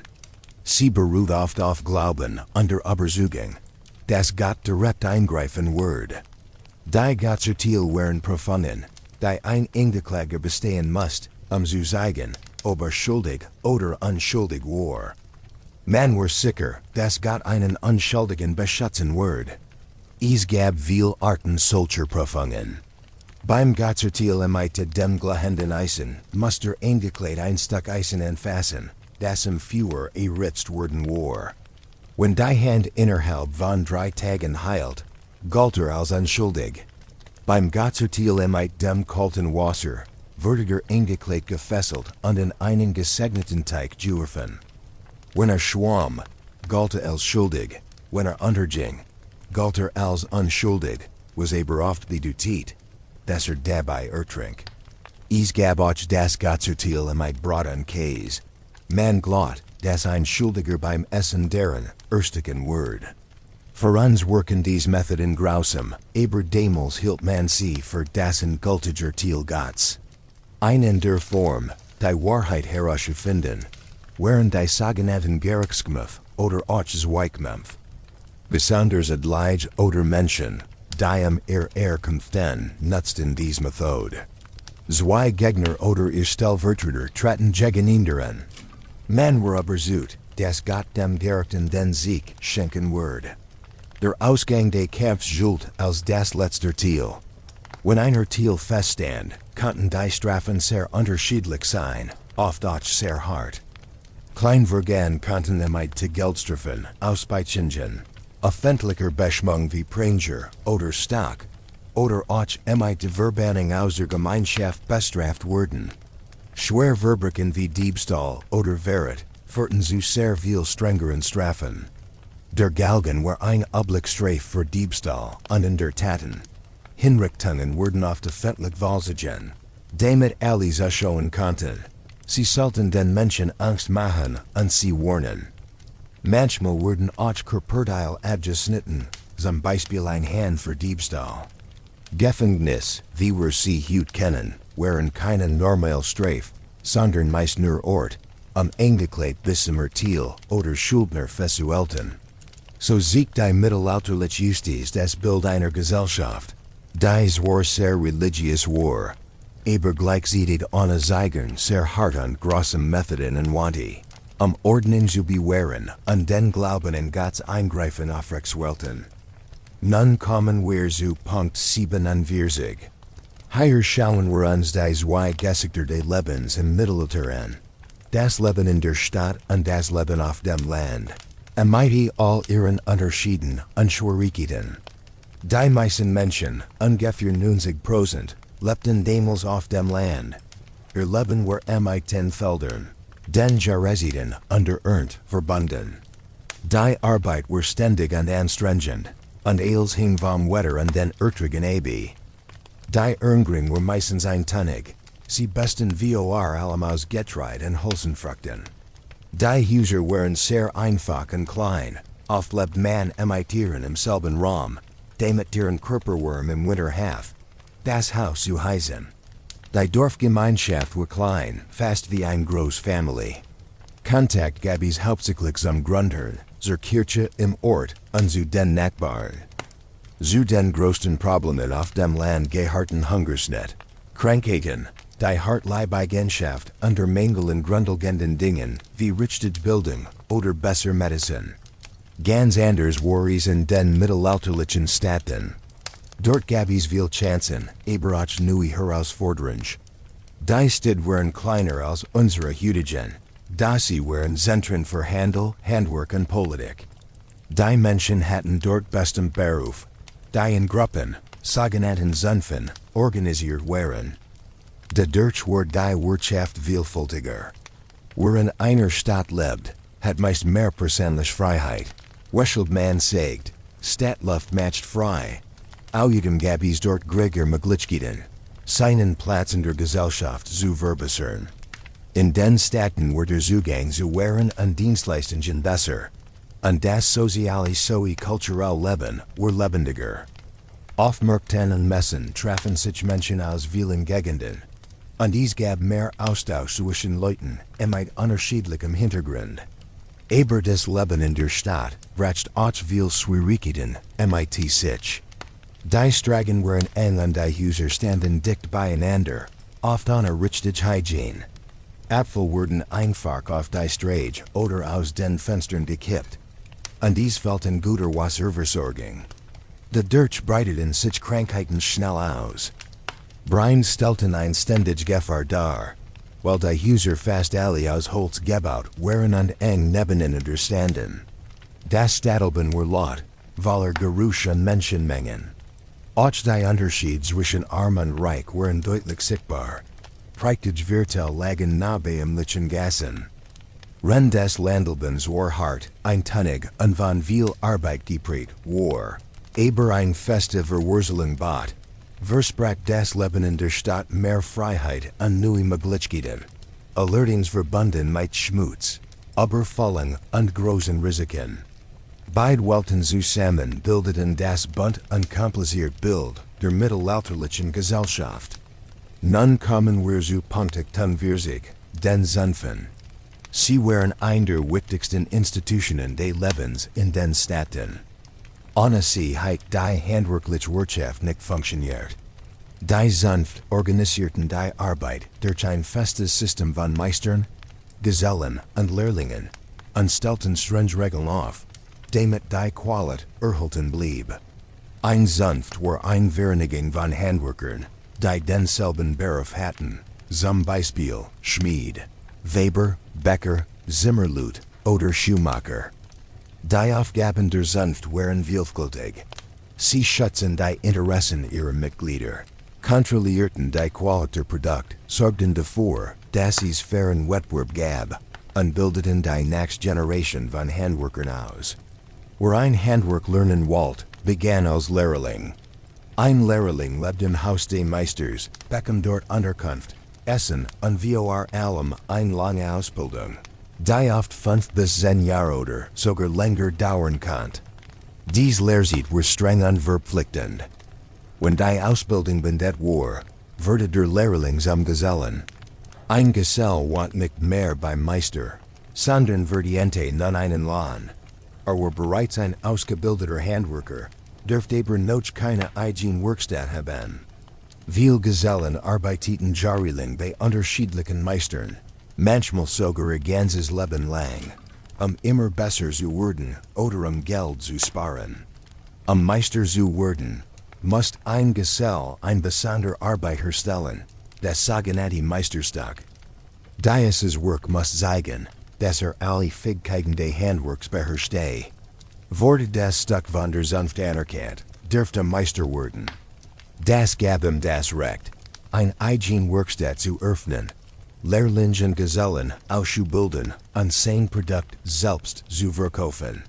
Die Zunft machten strenge Vorschriften, welche Materialien benutzt werden dürften, wie etwas hergestellt wurde, wie hoch die Preise sein sollten und sogar, wie lange man arbeiten musste. So stellten sie sicher, dass alles gerecht und von guter Qualität war. Außerdem haben sie sich gegenseitig, wenn ein Mitglied krank wurde oder wenn eine Familie eine Vater dasten, konnten die Zunft Unterstützung geben. Im Grund waren die Zunft nicht nur Ort der Arbeit und des Handels, sondern auch wichtige soziale Gemeinschaften und Bildungseinrichtungen. Sie prägten das Städtischleben und die Arbeitskultur des Mittelalters entscheidend. Damit kommen wir zu Punkt 49, der Kunst und ihrer Symbolik.